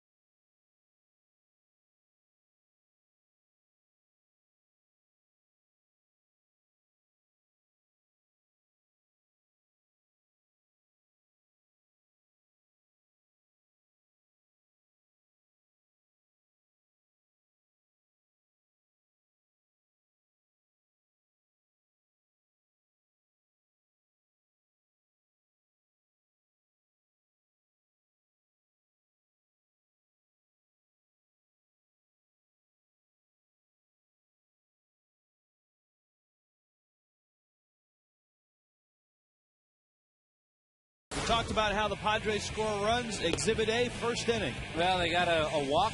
Eckstein got that walk, the ground ball, a little bobble, and on that out, Eckstein got himself to second base.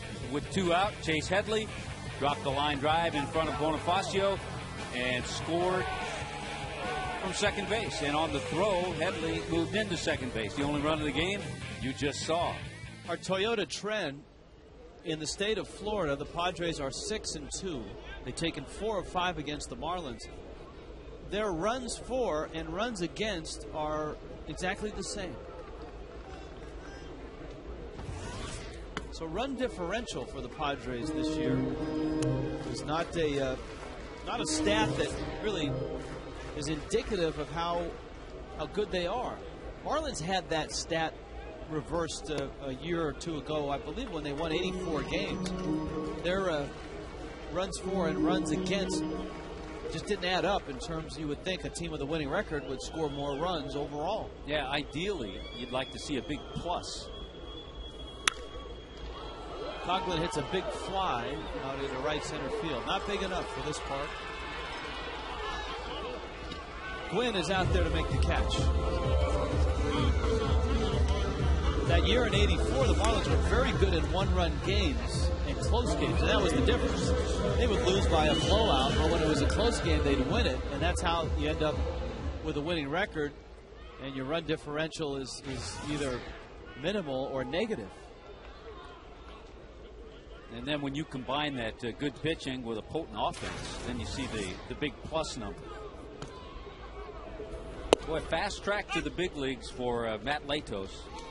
He was in A-ball and Double-A and with San Diego last year. It was only his second full season in the big leagues. Yeah, but with his time in A-ball and Double-A last year, he was 8-1 with a 1.38 ERA. So that'll get you here in a hurry. 73 strikeouts in his 72 innings.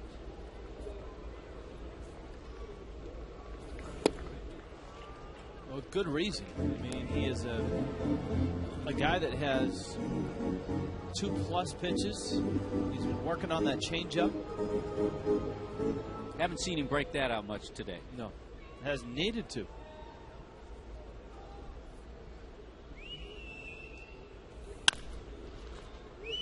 Yeah, when you can go up to 96, as he did with that pitch. Yeah, those two stops last year in the minor leagues, A-ball and AA, opposing batters, because we've talked about major league hitters hitting 191 off of him. Opposing batters in the minor leagues last year hit 168 against him. Gabby lines it. Gwynn still out there, and he runs down yet another one. He's been a difference maker for the Padres in this series. Tony Gwynn Jr. in center. Time now for the Keep Your Edge Spotlight, brought to you by Just for Men Mustache and Beard. Tony Gwynn Jr., a runner-up to Matt Latos for this award. Latos has given the fish fits, and he's given the Padres the edge.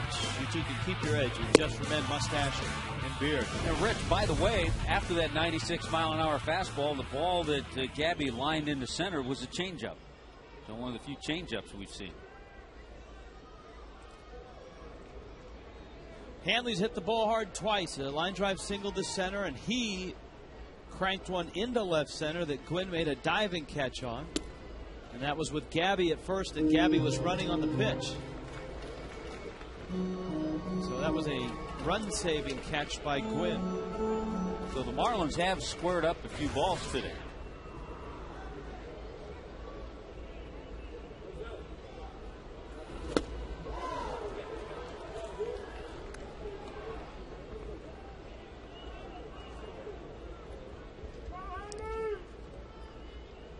Ball and a strike to Hanley.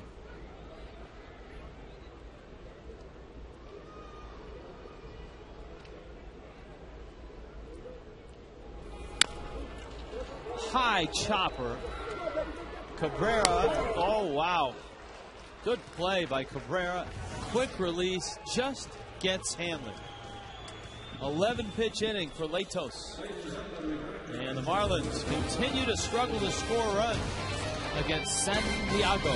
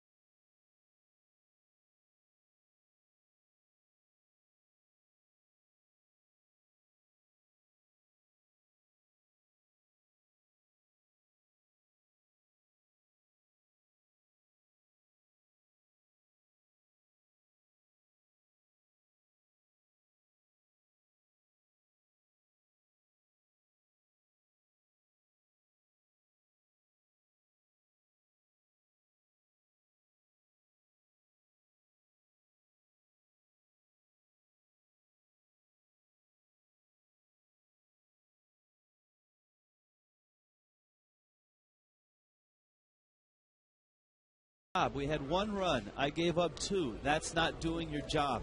Wow, that's a competitor, hard worker, a guy who's a perfectionist, and a guy who will win a Cy Young someday. Sanchez throws a breaking ball to Adrian Gonzalez. Chase Headley, Yorvit Torrealba to follow. 9 strikeouts and 118 pitches last night for Josh Johnson. And Gonzalez hits a pop-up. Ugla fighting it and drops it. You could see from the get-go, and you could almost see the shadows moving, the sun coming in and out of the shadows as Ugla was looking up. He had the glove. Watch the shadows around Ugla. Yeah, the tough part, whether or not they'd help, because I know when you get a ball in this area, it's bad even with glasses. Whether or not they'd help, still, Uggs does not have the glasses, but you could tell he was battling that thing once it got up there and you saw him look up into that sun. So an E4. And now Sanchez, who is on a nice run, has to get Headley, Torrealba, and Venable. Right now, Dan Ugla is saying, yeah, cloud cover now. Yeah, all of a sudden the cloud comes over and look at you going, yeah. 30 seconds ago, I'd have taken that.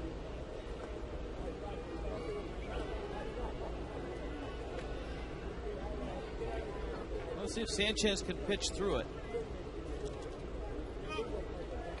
Headley's RBI single in the first has plated the only run of this ball game.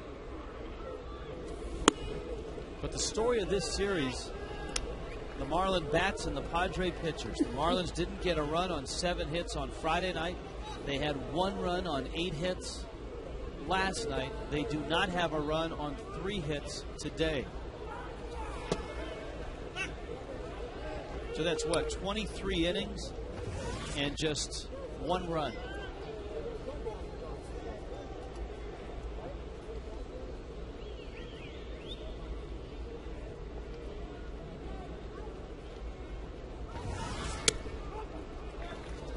See Sanchez reacting on the mound. He loses Headley. Gonzalez is in second. And Headley is down to first. Torrealba's coming up. And so is our next watch party on Friday, July 2nd. It's a Corona Marlins watch party at the Sunset Tavern in South Miami. Marlins and Braves at 7:35. Billy and the Mermaids will be there. You can win tickets to upcoming games and enjoy 4 for $12 buckets of Corona. So you get 4 buckets of Corona, or you get a bucket of 4 for $12. Corona and Corona Light. Either way, sounds good. Yeah, it does sound good. It's a Corona Marlins watch party at the Sunset Tavern. Hey, you were talking about the lack of offense, and this is where it gets tough for a pitcher. Starting pitcher now, in the back of his mind, Sanchez knows his club's struggling scoring runs. So he knows it's important to keep it a 1-0 game, to at least give himself and the ball club a chance. So you hope he doesn't try to become too much of a perfectionist, which he does at times. He already is. And have that creep in here in this inning. That's the tendency that he has to fight. There's the bunt, and it's a good one. It's a great one. It's a base hit. And the Padres have the bases loaded. The little things. Well, the Padres haven't hit a ball out of the infield here, and they have the bags loaded. This is a bunt for a base hit. I mean, if he doesn't get the hit, he gets the job done with a sacrifice, but Torrealba gets himself a base hit as well. You have the drop pop up, a walk to Headley, and the bunt single by Torrealba. And here is Venable now.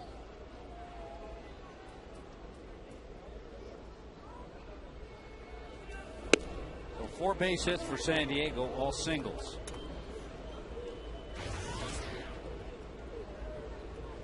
Looked like a pretty good pitch.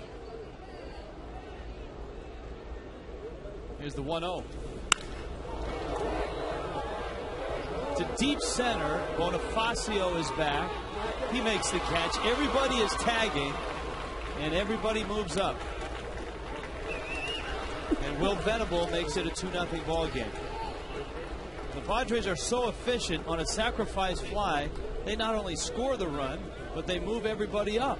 You've heard me use the term a 2-for-1, getting a couple of things accomplished. That was a 3-for-1. Venable got the run in, and then each runner moved up. So he accomplished a lot of things. There is a productive out. On his way out to the mound for the Marlins, Edwin Rodriguez. And the Marlins skipper wants to talk to Anibal Sanchez.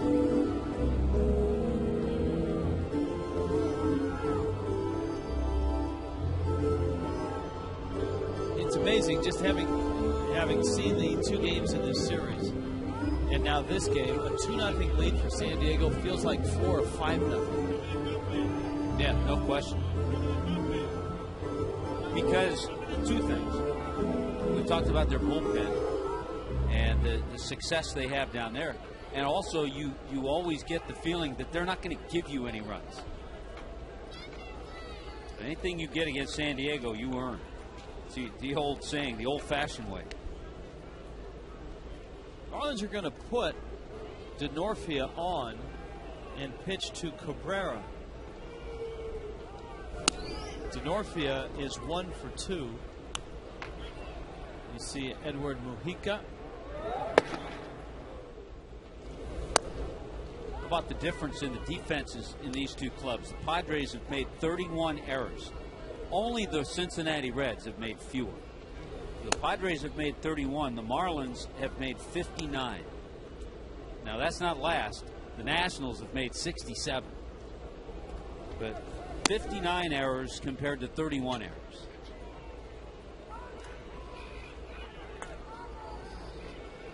So here's the gamble now. Let's see what the Marlins do up the middle. They're going to go back for 2. Corners are going to be even. You know, a little thing back of my mind, you can't rule out a squeeze here with bases loaded. You got a guy who's a pretty good bunter up there, decent back control by Cabrera. Not a guy that you expect to drive a ball deep into the outfield. Back to the mound. Sanchez turns, fires, got one there. Hanley's turn, got one there. Wow, I was surprised he didn't come home with the force out. It turned out beautifully for Anibal Sanchez. Yeah, the ground ball kind of turned him around.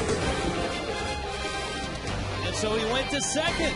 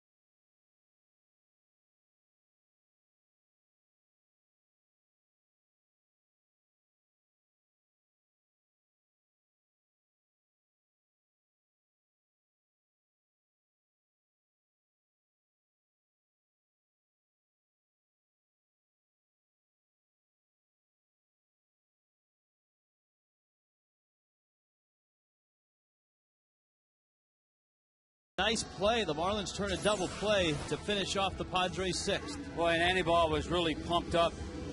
He had his momentum going that way. Again, surprised he didn't go to the plate. A little easier route to get the 1-2-3 double play, but it worked out. And I'll tell you what, when Sanchez came off the mound, he was fired up. They got the run, an unearned run, but he got out of that inning by making a good pitch and then making a good play himself. JM Lexus presents our leaders of the game. We talk about how efficient the Padres are. Look at this stat. Fewest double play groundouts by a bunch. The Padres lead at JM Lexus. Price made us #1. 18 years running. Click jmlexus.com to find out how. Well, a speedy runner to get Cabrera in that double play, too. And you know, it was not Latos who was on deck behind Cabrera.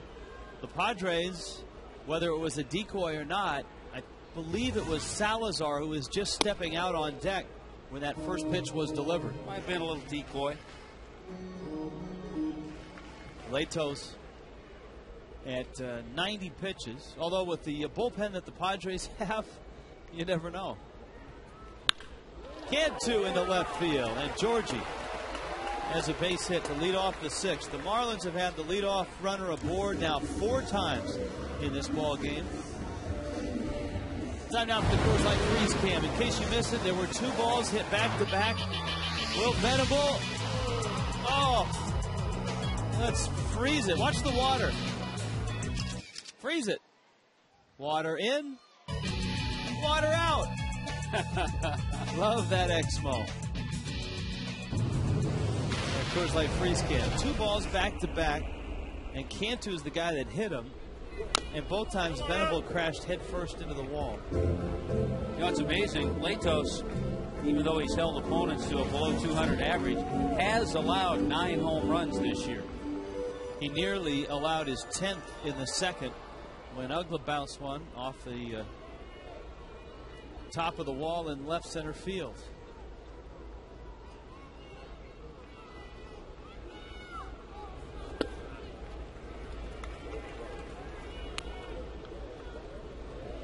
Mojica was up. Ryan Webb says, my ERA is lower. I'm getting up. Yeah, it's a pecking order down there. Look at that. 1. His ERA is 1. See, I think the guy with the largest ERA should carry the Yoda backpack.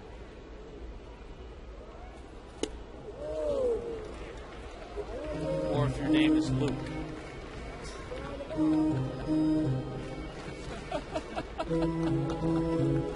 It does look like he's on his shoulders.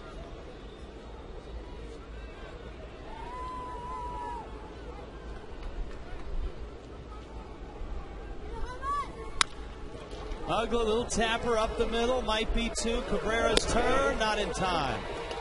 Ugla beat it, good hard slide by. Oh, they're going to call him out. Are they calling him out on interference by Cantu?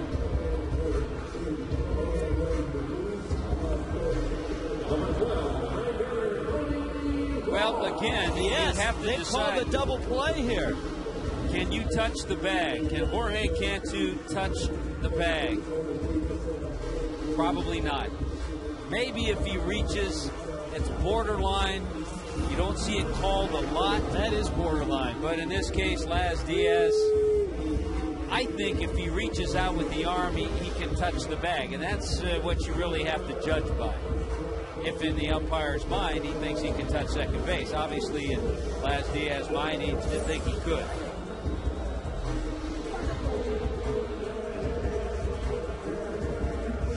Trying to clip Cabrera.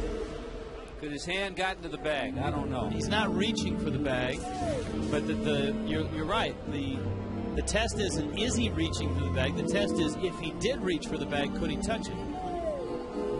Well, right now Edwin Rodriguez has had a few opportunities to go out and argue. He's realizing it's not much different here than in the minor leagues. You don't win them very often.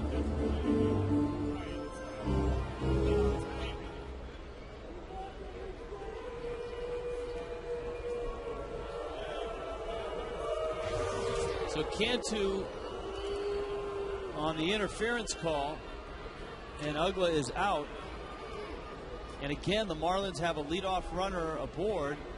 And now they're sitting at nobody on and 2 outs in the bottom of the 6th.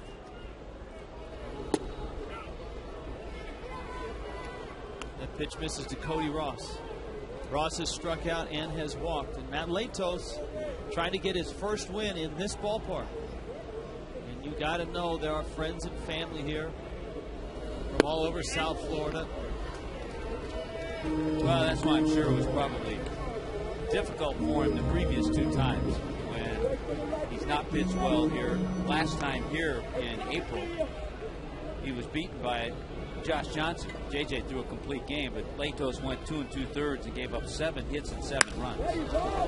Cody spanks one to right. Venable got turned around and then drops the ball. And Ross is in at second. And now the call at second on the double play stings even more. About the afternoon Venable's had so far.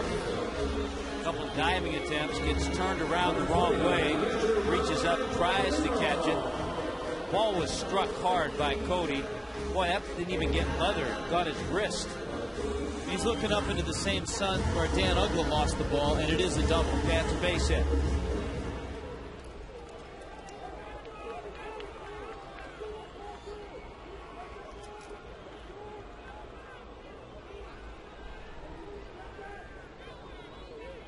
Ronnie now has walked. He bounced into a double play.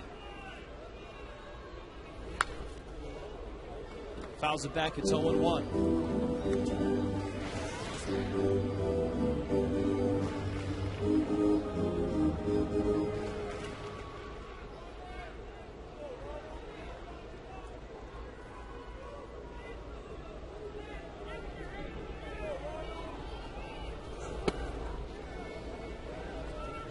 Latos now at 100 pitches. You see the workload that he had through the first 3.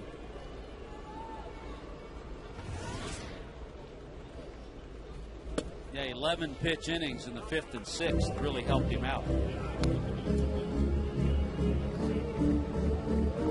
Tim Wood in the Marlins pen.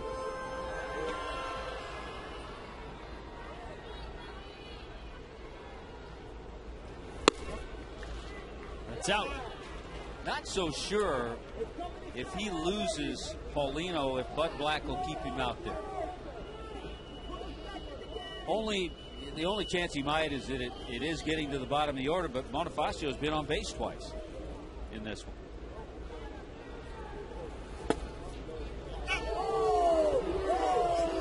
Paulino didn't like that call. You can see Fox tracks. Just barely. It's a good call by Wally Bell.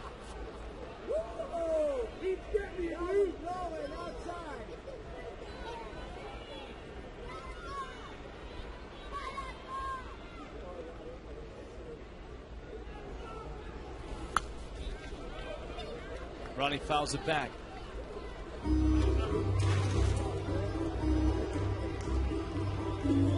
Well, Latos no stranger to heat. Having come out of Coconut Creek High School in Broward community. You pitch in Florida, you're used to heat. Same could be said of Texas. Not so much California. You get some hot days, but a little more relief there.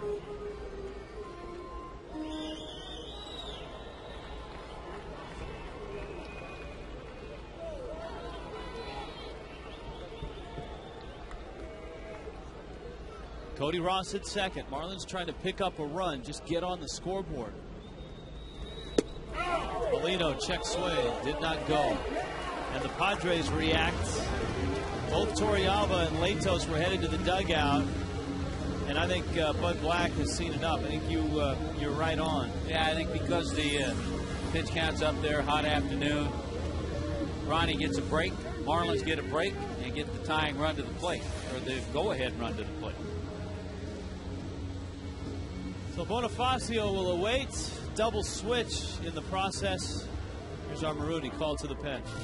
When you need a car, truck or van, who you gonna call? Marooney!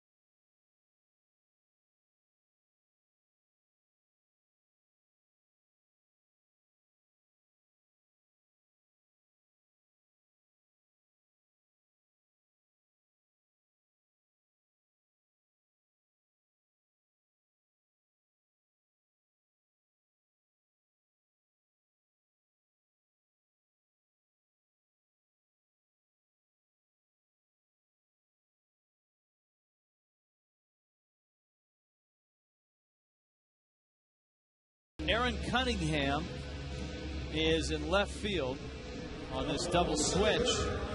It's going to dip into a very talented bullpen. And Ryan Webb, look at the year he's had, his 22nd appearance. Yeah, it's amazing. You have to credit the scouting of the Padres to bring guys in. Webb was actually a draft pick of the Oakland Athletics. He's been doing it with mostly fastballs and sliders. And obviously with the ERA where it is, they've been good fastballs and sliders.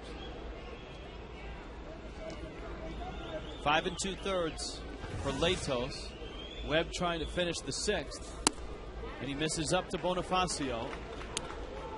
Mike Lamb is on deck. That's the pitcher spot. Bonifacio reached on an error in the 4th, so he's been on both times. Ross and Paulino.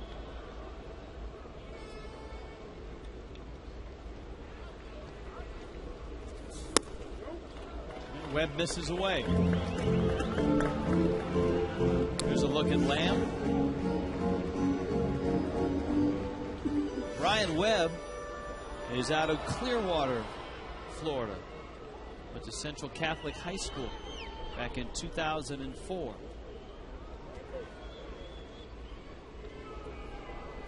Fourth-round pick by the A's. And a strike to Bonifacio. It's 2-1. Possibly hooked up with Chris Coughlin, perhaps in that area. Look at the team leaders, bullpen ERA. Oakland gave him up with a couple of players in exchange for Scott Hairston. There's a liner into center field, a base hit. Bonifacio comes through. Cody scores. It's 2-1. Great to see. Bonifacio has been languishing on the bench now for about a month. And he comes up in a big spot and comes through. He's been a nice spark this afternoon. Takes that fastball into center field. His second hit of the day, and a big one, a big 2-out base hit. That run charged to Latos.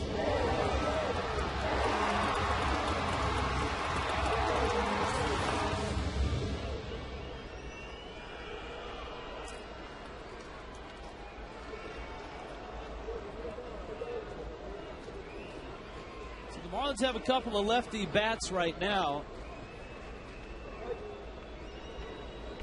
Lined up against Webb. First it's Lamb. Who catches the corner. And you got Coughlin on deck. There's 2 outs. Remember, the second out of the inning came when Laz Diaz, the second base umpire, felt Cantu went out of the baseline and out of the way to try to break up a double play.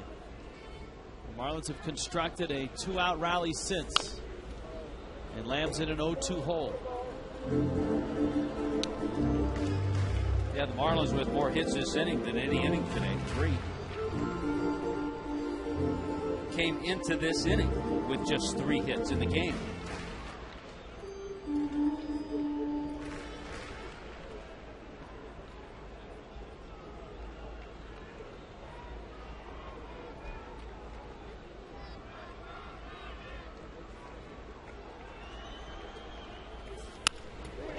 There's a line drive to short, and Cabrera has it. Inning over. Marlins on the board, though. Emilio Bonifacio.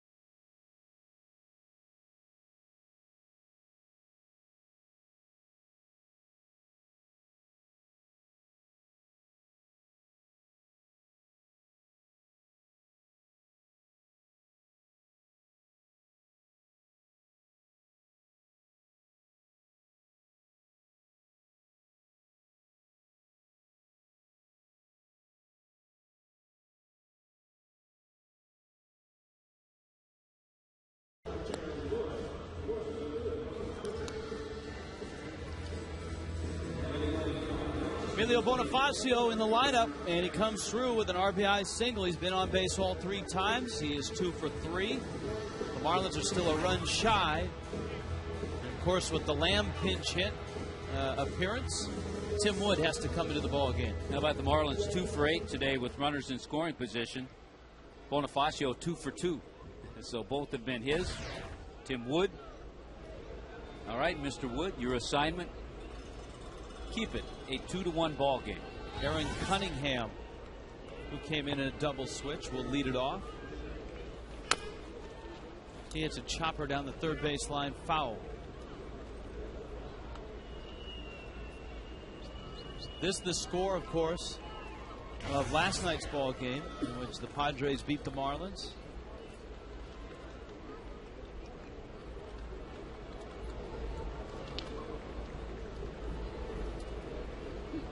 Top of the order with Tony Gwynn and David Eckstein, following Cunningham. Deep drive, right center. Bonifacio runs it down.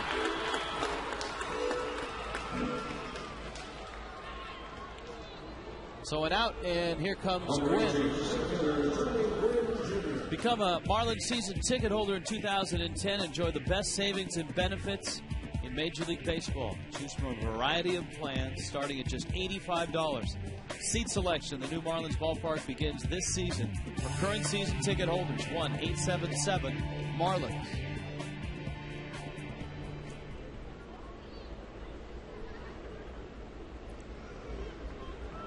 Here's Gwynn.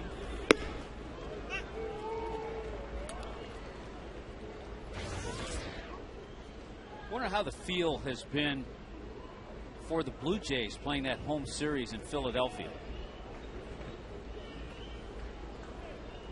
They're trailing 7-2 right now, with Philadelphia hitting in the top of the 5th.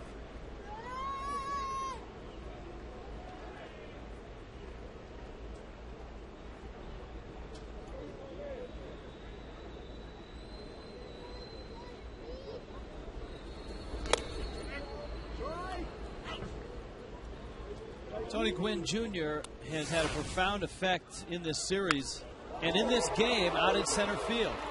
Yeah, he's made a couple of nice plays, stretches out there, has himself an infield base hit. He robbed Cody Ross of a base hit, extra bases, when he was diving in right center field last night, and he laces one into right field. A base hit.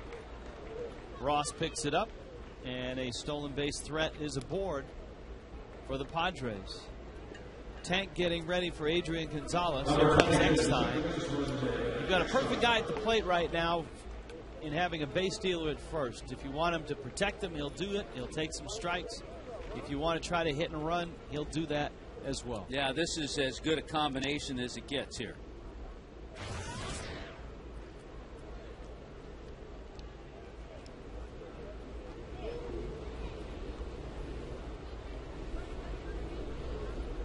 Over the years, you look at tremendous base stealers, you've usually had a pretty good number 2 hitter, or a guy who's hit behind that leadoff base stealer. A guy who's willing to sacrifice some early strikes in the count. A guy who did it really well with the Cardinals back in the 70s for Lou Brock was Ted Sizemore.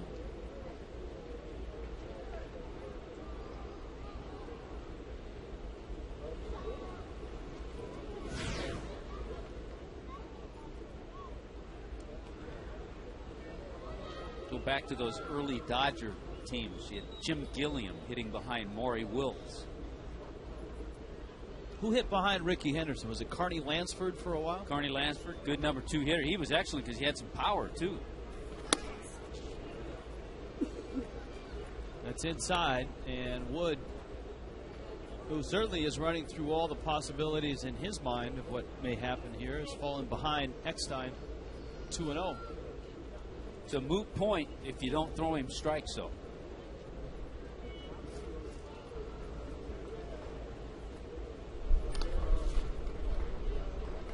The The Mets are clobbering Minnesota 6-0. Yeah, Frank Coor, Wright, Ike Davis have homered. That's in the 6th inning now. In New York, Mets 6, Minnesota 0. Mets were shut out yesterday by Carl Pavano. Atlanta's getting beat. Detroit 6-2 in the 5th. Washington and Baltimore 3-3 in the 7th. Runner goes. Paulino's throw is right in there. Got him. Win is thrown out. Tell you what, there are a number of things that we've seen from Ronnie Paulino, and I think with the playing time, he's gotten better, quicker, accurate in making throws to second base. Pretty good jump by Gwynn. Well, watch this throw. It's a great sweep tag. He tags him out and then knocks his helmet off. Watch this on Fox Exmo. You're out and take your hat off. Good job by Paulino and Hanley. Gwynn obviously thought his hand was in there, and it might have been. It's going to be a tough play. Hanley. Eckstein's got himself a base hit. 1 for 3 day for Eckstein. So that's a big call at second base. And a big throw by Paulino. The Cubs are beating the White Sox 3-2 in the 4th. That's been an interesting series, certainly because of Carlos Zambrano and his blow up the other day. Erod is coming out to make a change, Edwin Rodriguez. And he wants Tank to come in and face Adrian Gonzalez. Here comes Tank. Here comes our Marooney. Call to the pen. When you need a car, truck.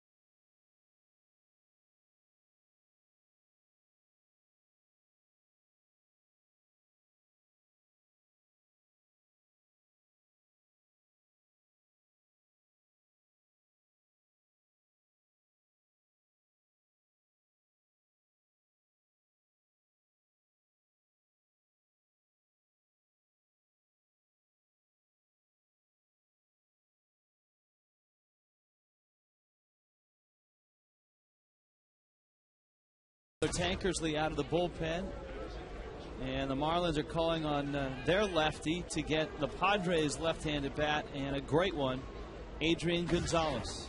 And then you have the switch hitter, Chase Headley, to follow. We have talked about this San Diego team, how they do the little things, key base hits, pitching, certainly. One-run games, you do all those things, one-run games, you usually have a little success. Ball's driven to deep center field. Bonifacio on the track makes the catch. That's a long ways from home plate. Nice job by Tank, and still a one-run game.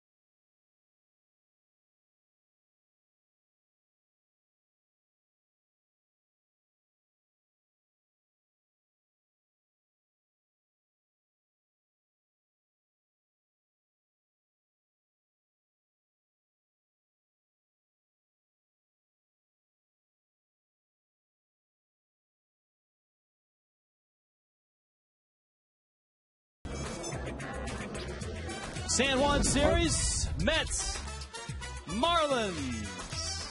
And it starts tomorrow night live, 7 o'clock first pitch on Fox Sports Florida. We've got Tuesday night's game for you as well, 6:30 for Marlins Live. Craig Minervini, are you ready for Puerto Rico? 2-1, Padres on top. Craig, are you ready for Puerto Rico? Hey, thanks, guys. I want to tell you a little bit about the Padres uniforms. As we go out there to San Diego each year, we see them in what we call the camouflage, which is a salute to the U.S. troops. We see that all the time on Sundays. But this year, they've also debuted a little retro uniform. That comes in the form of their 1978 uniforms. Those are the old brown ones, the mustard brown. Is it French's mustard? As you look at the camo. Or is it the Goldens, that old brown and orange flair of 78? One of the guys who really liked it was their first-round pick last year, and that was Donovan Tate. He got selected. He signed with the Padres. That day, he went over to the Padres gift shop and bought one of those old mustard SD hats and the uniform top and wore it as he sat behind the plate and watched the game with his new club. So I always like that old look, different colors, and part of the historic certainly background of the San Diego Padre franchise. Yeah, back in the days of Ray Kroc. Yes. Is it French's mustard, though? See, you kind of thought of McDonald's when you saw that color. I did. The Goose Gossage did back in the day. Raleigh Fingers wore that one. Wasn't it Goose that had that famous rant after in a locker room meltdown about McDonald's and he was a little disillusioned with the Padres at that point in time. Here's Coughlin. Google it, Tommy. We'll do that on the plane. Gabby Sanchez, Hanley Ramirez will follow against Ryan Webb. Rich, I was talking about the Padres and their ability, because they do so many things correctly, that's why they're 17-10 in one-run games. The flip side of that, the Marlins 7-14 in one-run games.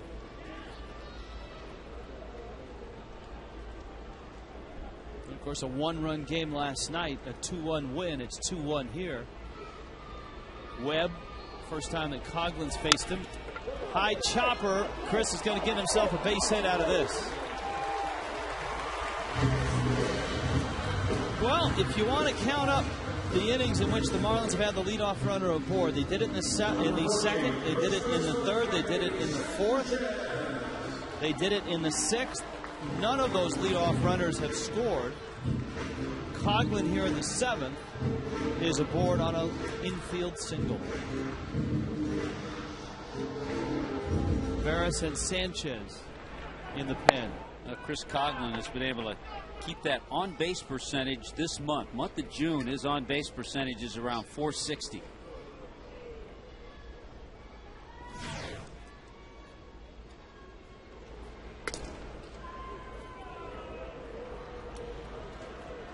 Sanchez has flied out, walked, and lined out.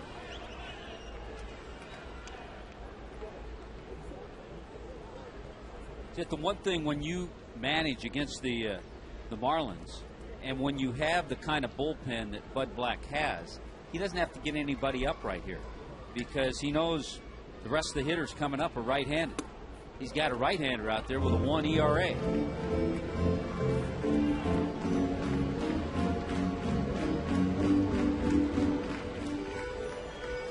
So it's not like you have to start setting up your bullpen and matching up and thinking that, okay, a couple of hitters down the road, we got a left-hander to deal with.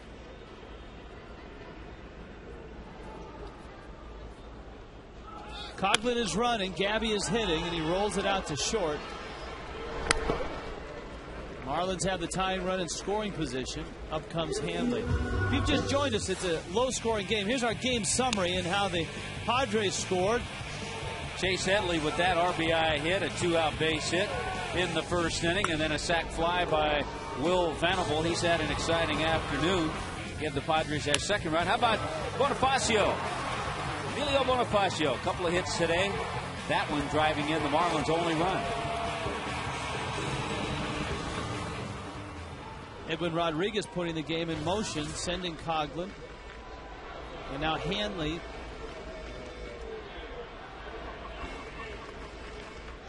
Hanley is 1 for 3.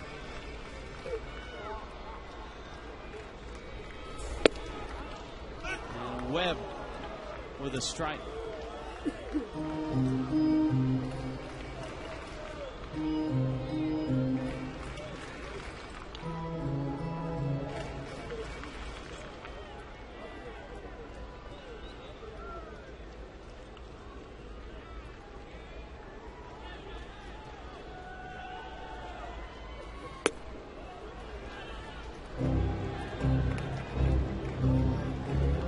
A strike, runners in scoring position. Marlins 2 of 8. Padres have a couple of hits. Coughlin out at second.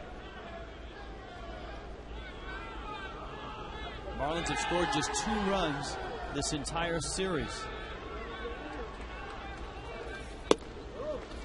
And Webb. There's look at that big slider that Webb features. And as you've seen, a lot of fastballs and sliders.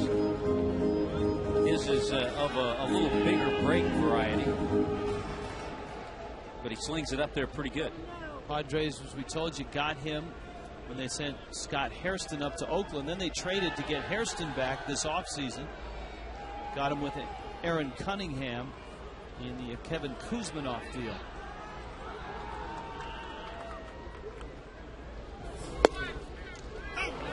A strike. Well, if it's a strike, it's a perfect pitch, and it's not a strike. I mean, it was outside. You could see. Good job by Torrealba. Watch the catcher reach, pull. He's set right there, and there's the situation where if the catcher's set there, a lot of times you get that call, but clearly not a strike. Clearly not happy was Hanley. Let's see what he gets. 2-2.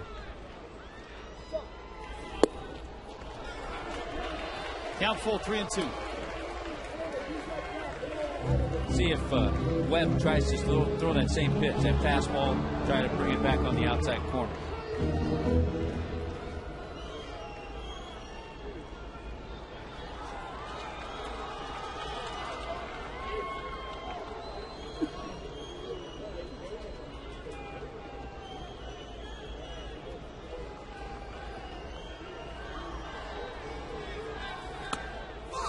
Breaking ball misses high, and he loses Hanley.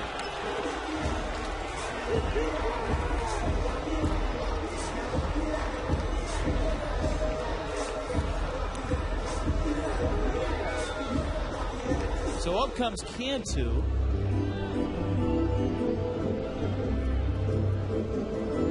Darren Balsey, the pitching coach of the Padres.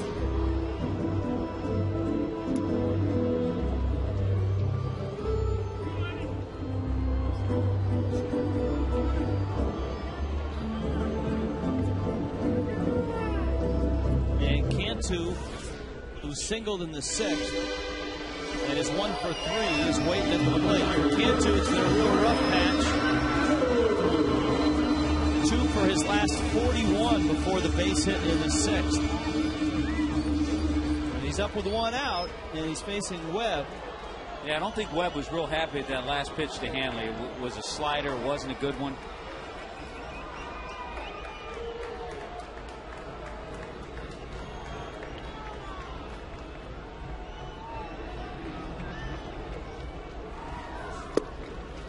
Now he misses down. The only one up in the Padre bullpen right now is Yoda. And I believe Yoda's a right-hander. He's just hanging around.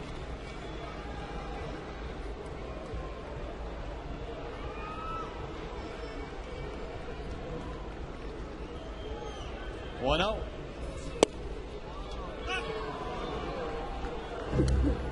Ball and a strike. Sooner or later, you expect 1 or 2 of these Padre relief pitchers to have a little bit of a meltdown. Now, you don't think that Ryan Webb's going to finish the year with a 1 ERA. You hope it's sooner than later.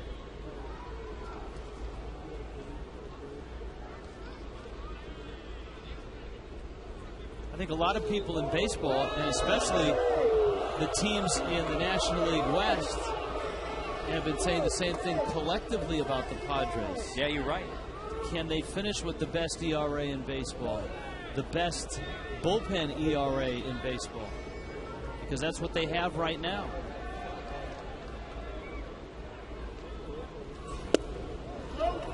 That's down low, and it's 2-1.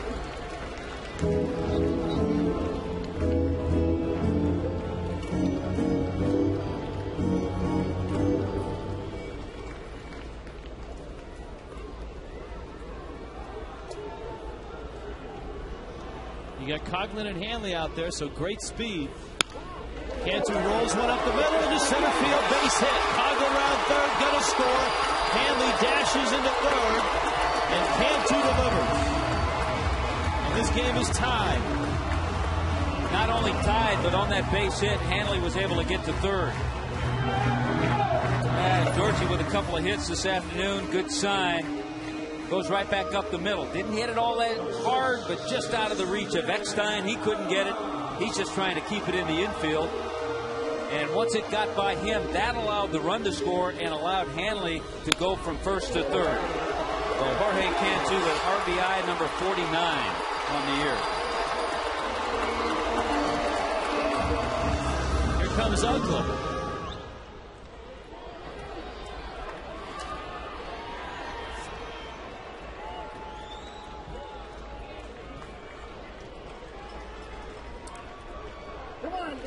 Ugla's 1 for 3 with a double. There's Hanley. Cantu across the diamond.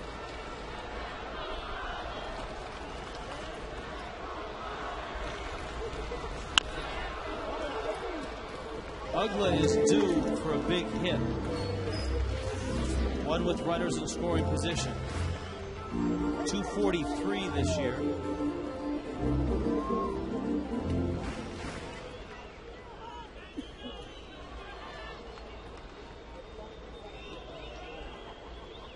Padres at double play depth in the infield.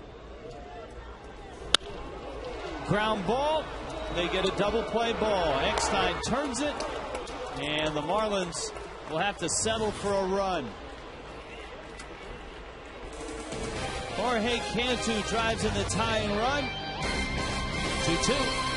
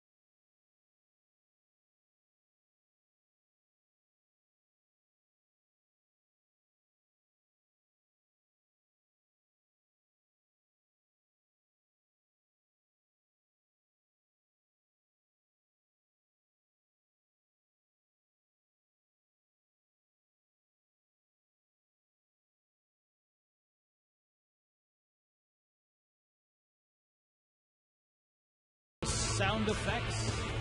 Jorge Cantu sneaks this ball up the middle and into center field by the diving Eckstein. Coughlin scores. That's all the Marlins would get out of the inning after a 5-4-3 double play, and so the Fish send Taylor Tankersley back out there to open up the 8th. You've got the switch hitter and Chase Headley. Then you've got Torrealba and Venable. Well, the Marlins had that big opportunity, and the Padres were able to come up with a double play off the bat of Dan Uggla. As we mentioned, Headley's a switch hitter, so Edwin Rodriguez decides, okay, I'm going to leave Tank in, get Headley hitting from this side of the plate. First time he's done that today.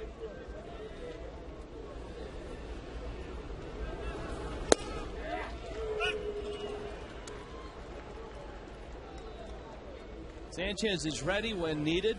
We'll see when that occurs in this inning. And in conversely, with Bud Black looking at the Marlins lineup all right-handed, doesn't have to worry about his bullpen and matching up. You've got the switch hitter Headley, then you have Torrealba, but then you have another left-handed bat in Venable. And if you go through their lineup, you got lefty, righty, lefty, switch hitter, righty, lefty, righty, switch hitter. There's Mujica. Yeah, the Marlins do not have that type of balance in their lineup.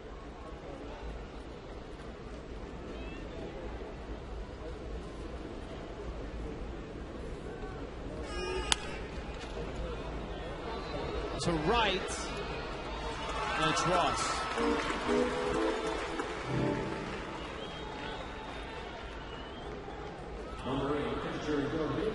And that's, you hear the saying, some managers will tell you, having just one lefty in your bullpen, sometimes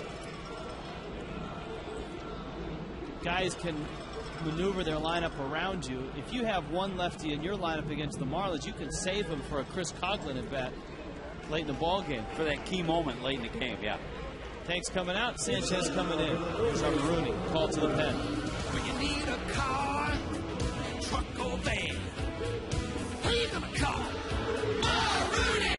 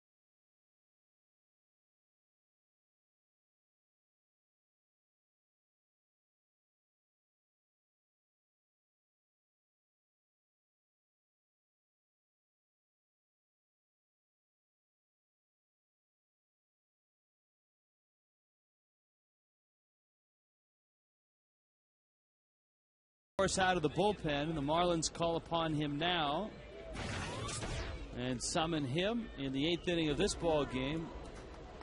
He gets Yorvi Torrealba in a 2-2 game, and then as Tommy pointed out, you got the left-handed bat in Venable on deck. Torrealba had a bunt single back in the 6th inning.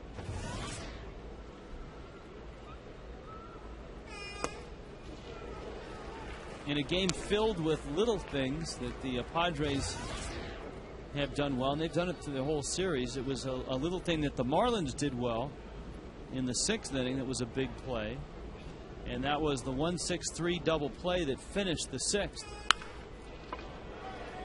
Torrealba golfs that one into left center field. Coughlin picks it up, and the Padres catcher as a one-out single. Here comes Venable. Rich, in contrast to the point that you made about having a couple of lefties or having a lineup that has just one lefty, your Bud Black, you can save your lefty for Chris Coughlin. Edwin Rodriguez already had to use Tank in a situation to get the big lefty Adrian Gonzalez. No more lefties in that Marlins pen, so later in the game, if Gonzalez comes up again, you either got to walk him or go after him with a righty, depending on the situation. Or even if you wanted to go after Venable in this situation. Say Torrealba just doubled or tripled, and you needed a strikeout, or you needed to get Venable out without having him drive in the run. Now, the little bit of equalizer that Brian Sanchez has, he has that splitter that gives him some success against left-handed batters. And not every team in baseball has 2 or 3 lefties in the bullpen. There are some teams that probably don't have a lefty in the bullpen.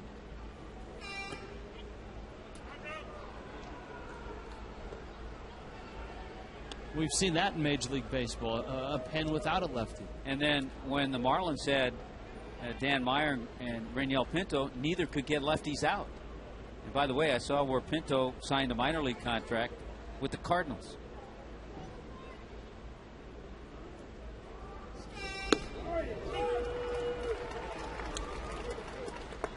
It's a strike, and it's 2-2. So he'll go to the minor leagues. He's not going to go to St. Louis.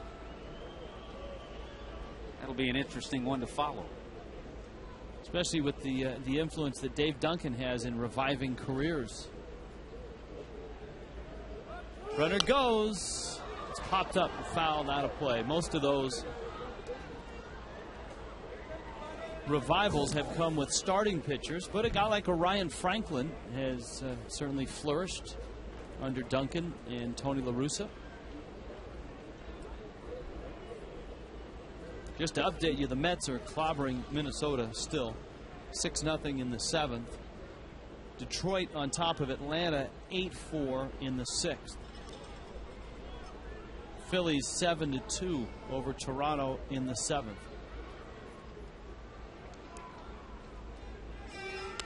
It's amazing the Mets have been winning, playing good baseball. David Wright, with 14 home runs, he had 10 last year. And the one starting pitcher that has struggled somewhat is Santana. Johan Santana lost yesterday. His record's 5-5. Jonathan Neese is pitching today. He's pitching well. Pelfrey's been pitching great. And the Marlins Marlins will see Pelfrey in Puerto Rico in the last game of that series. That ball's crushed. Right field. Deep. Gone. I mean, way gone. That's 25 rows up. Will Venable did it on Friday night against Chris Volstad, and he does it here against Brian Sanchez. And it's 4-2.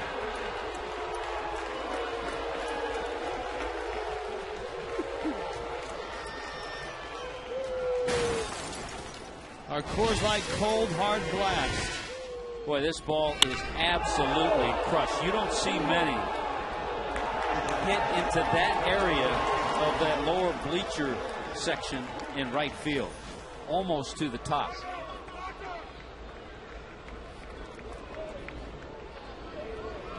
Time was called. One of the fans threw that home run ball back. But there's a great example of what we just talked about. The Marlins are not in a position to match up lefty-lefty in that situation. You had Torrealba sandwiched between Gonzalez, or rather Headley, who was a switch hitter, and Venable. And the Marlins went with the right-hander, Sanchez. He gave up a single to Torrealba and then a blast to Venable.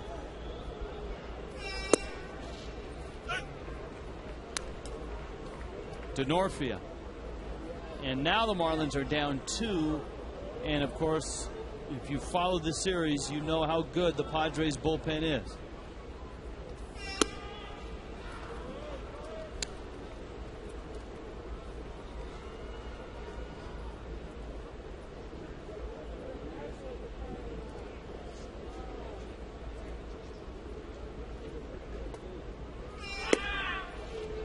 No one misses outside. Oscar Salazar at the plate. This is Mujica.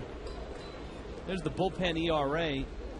San Diego at 2.49. That is best in all of baseball.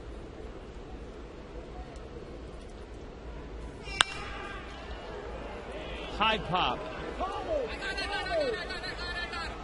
Hanley calls for it and makes the catch. So Salazar pops out. Yeah, Salazar pinch hitting for the pitcher there when Bud Black made his double switch. Webb was in that spot. And now it's Cabrera.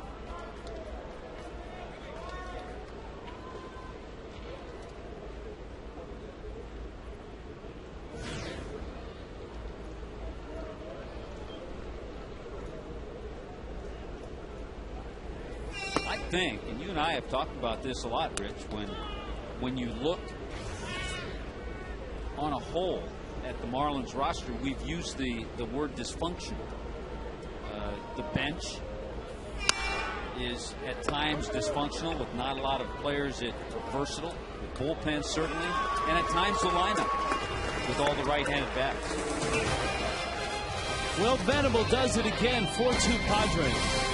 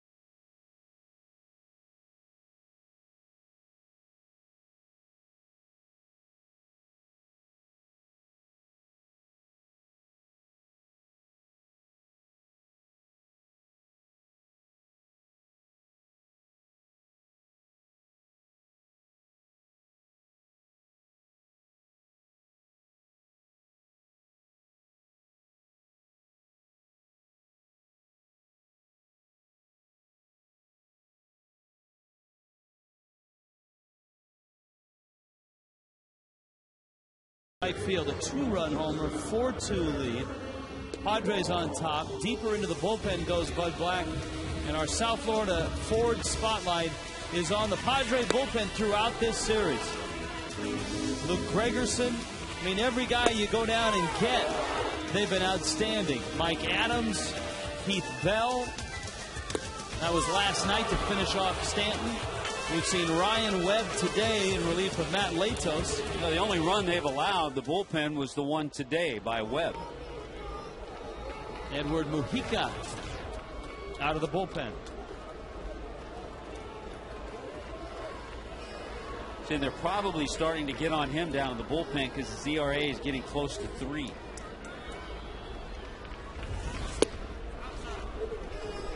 Outside to Cody Ross. Ross, Paulino, and then Bonifacio in the pitcher spot. Now with Webb, we saw good fastball and sliders. With Mujica, you'll see fastball, sliders, not as sharp a slider, and some splitters.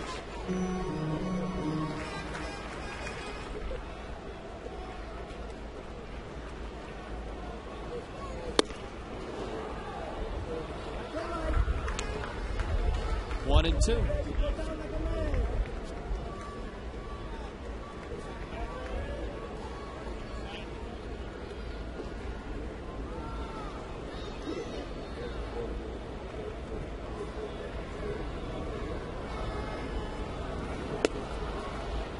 Pretty good pitch. It's 2 balls and 2 strikes. Mujica out of Venezuela.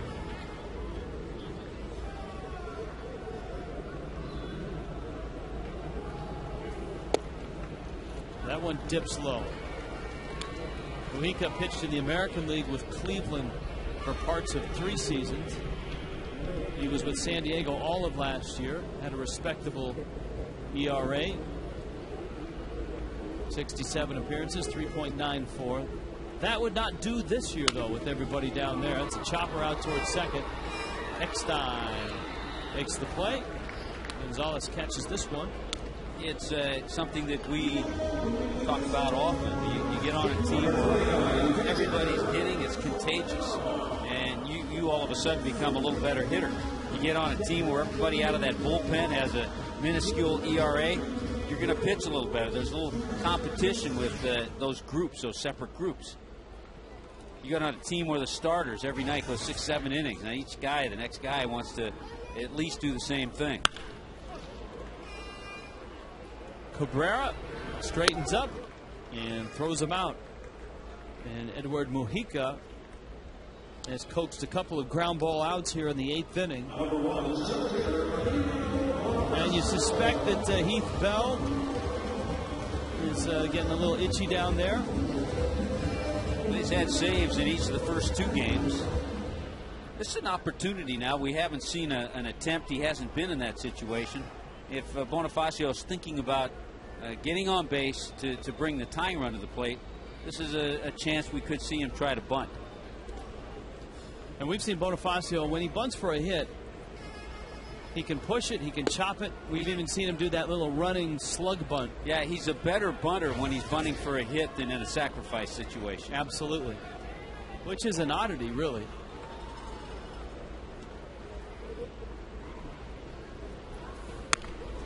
Tries to bring it past the pitcher and did not get it past Mujica. So a brief 1-2-3-8 for Edward Mujica. 4-2 Padres.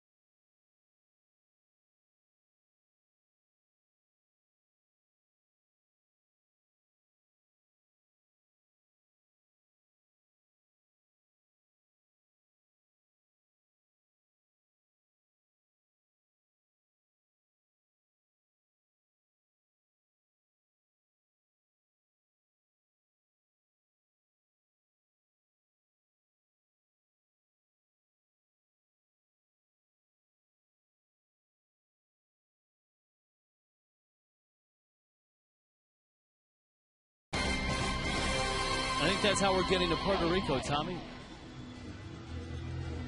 Problem is we won't get there till Wednesday.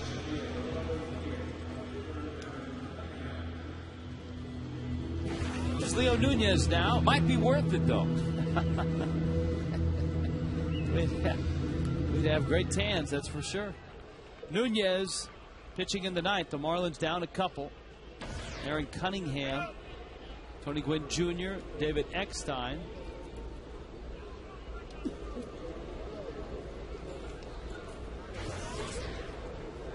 No Nunez in this series until now.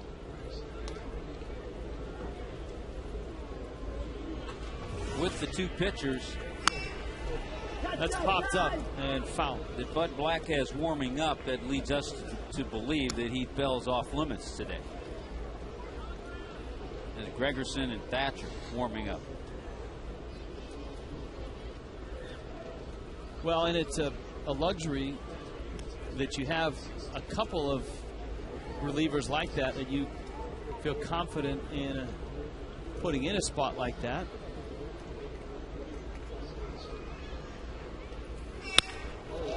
Line to left. Coughlin is there, and he makes the catch. That ball hit hard by Cunningham. I suspect there were a couple of ball games where Trevor Hoffman may have been off limits that Heath Bell came in to save a game. See, the lefty Thatcher, he might just be getting ready to face Chris Coughlin. Coughlin will be up second. R.A. Dickey and Ricky Nolasco tomorrow night. Puerto Rico. Lots of knuckleballs. Be a little activity down there. Lots of knuckleballs, and then from Nolasco you get that good hard breaking stuff.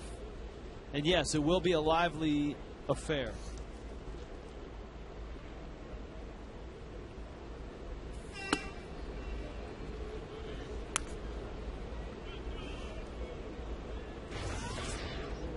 Gwynn's had a big day both at the plate and in the outfield. Made another diving catch. Last night he robbed Cody Ross. Today he robbed Hanley Ramirez. Nunez misses low. It's 2-0.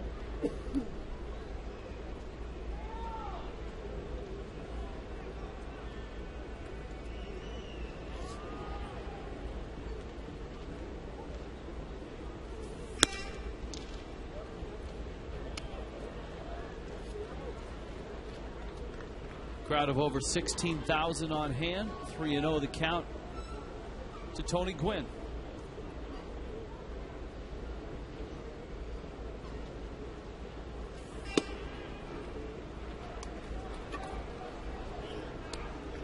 So he's aboard.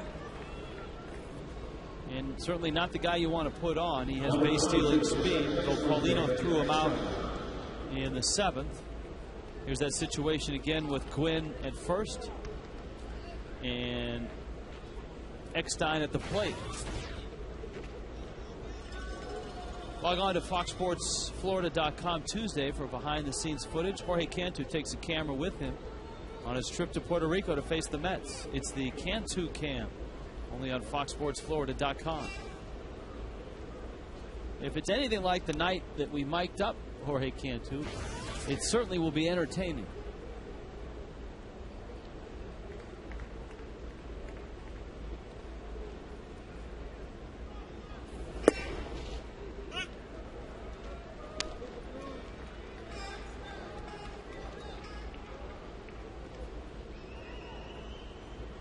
And 1 to Eckstein. He's 1 for 3. He has scored a run, has a base hit. Continues his Marlin killer tendencies. 3 for 7 in the series. Average well over 350 against the Marlins this year.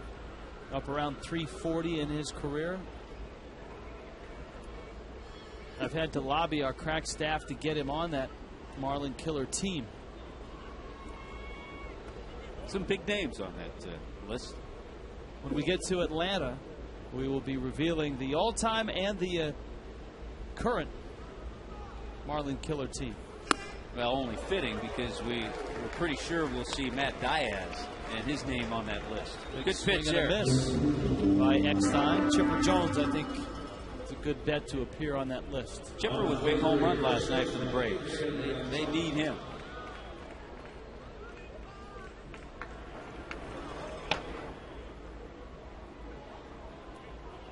Boy, now Sean Gallagher is getting loose.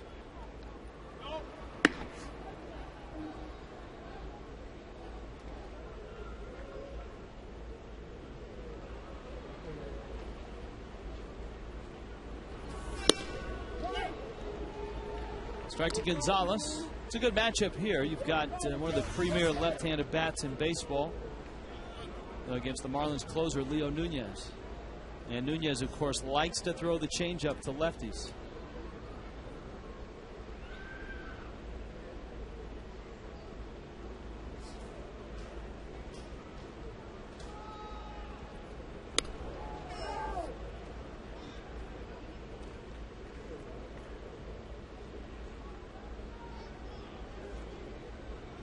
I don't know that Gwynn is going to be running here. You know, likelihood you'd like to, if you're the Padres, let Gonzalez take his rips. Yeah, I would think he will probably stay put maybe until there's a 2-strike count, and that won't happen. Ugla. Well, the Marlins need 2 going to the bottom of the 9th to avoid being swept by the San Diego Padres.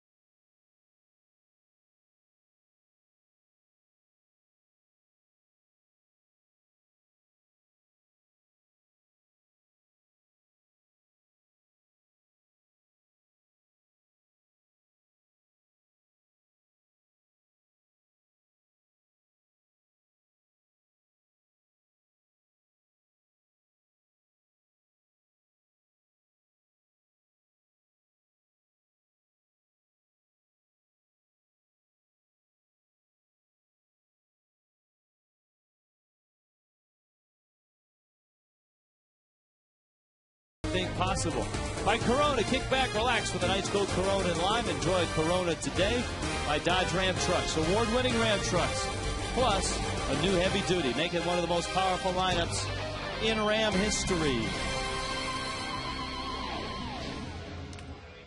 South Florida, where the Marlins are finishing off a very brief homestand, just this 3-game series.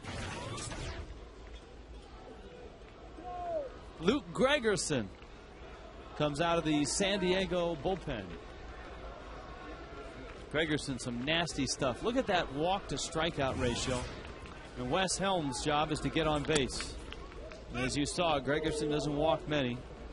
A strike to Helms.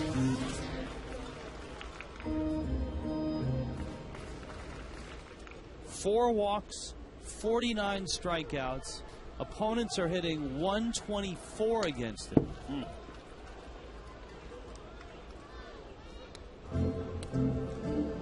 I mean, you keep looking for a reliever down there that's got some shaky numbers. Sean Gallagher with an ERA of over 5.03 is about the only guy I can find. He's the only guy over 3.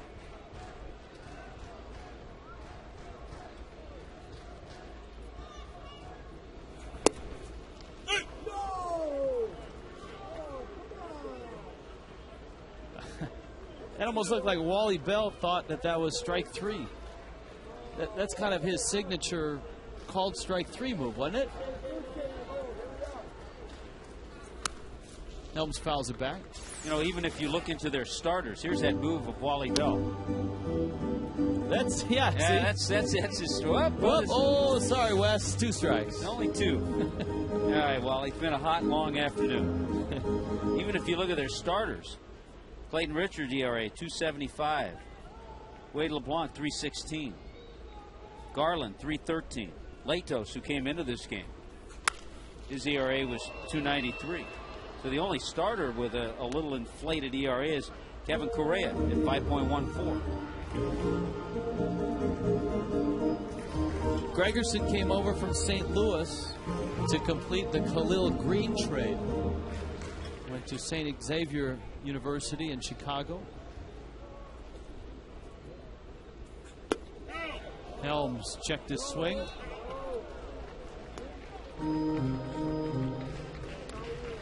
So West works the count to 2-2. mean, you're up against a guy that's walked only 4 all year. It's a pretty good idea he's going to be around the plate. It's a nice trade. San Diego has made some really good trades in the last 2 or 3 years. And Kevin Towers deserves a lot of credit, as well as current GM Jed Hoyer. There's a pop-up. And Venable says, I know where the wall is now, and I'm not going back in it. Been there, done that, he said. Yeah, Gregerson trying to pick up his first save this year. He has one career save. It was last year.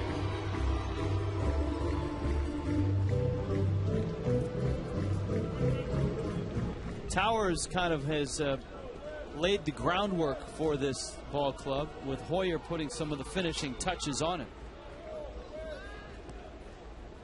2-2. Helms, line drive, left field, caught. Nice at bat, but the end result is the first out. There have been a few of those today. Marlins have had some well-hit balls. Hanley Ramirez a couple of times, Gabby Sanchez, Chris Coghlan. There's some line drive outs today.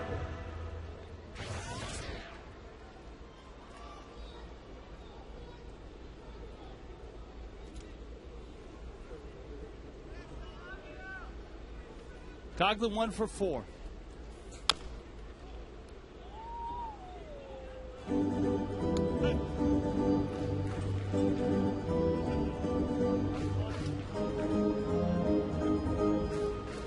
Gregerson just 4 walks and 2 home runs allowed.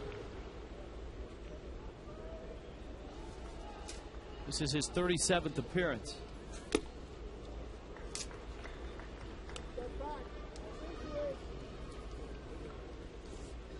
And a portion, I would say a minute portion, seeing these guys throw, because they throw well, is pitching half their games at Petco. Very, very good pitcher's park.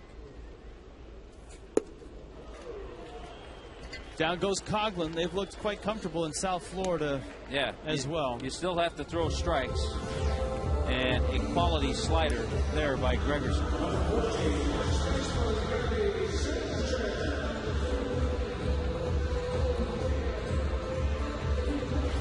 Here now is Gabby. The Marlins down to their final out here, having dropped 3 of their last 4.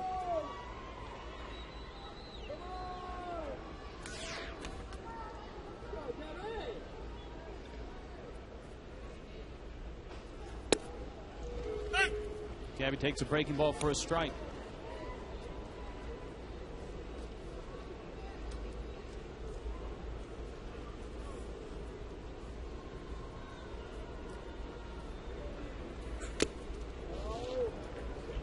Fouled into the glove of Torrealba. It's actually 3 in a row that the Marlins have dropped. Final game in Baltimore, and the first 2 here against San Diego. So if this one goes in that L column, it'll be 4 straight. The Orioles all of a sudden have won 3 straight. They've won the first 2 games of that series against the Nationals.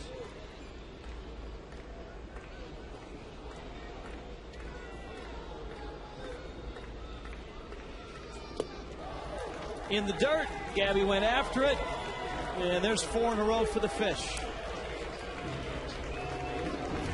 The Padres come in here and sweep. Their first sweep over the Marlins since 2005, and they do it on another Will Venable home run. It was his homer on Friday that did in Chris Bolstad, and a 2-run shot off of Brian Sanchez is the difference maker in this one. Marlins Live is coming up. Padres sweep them.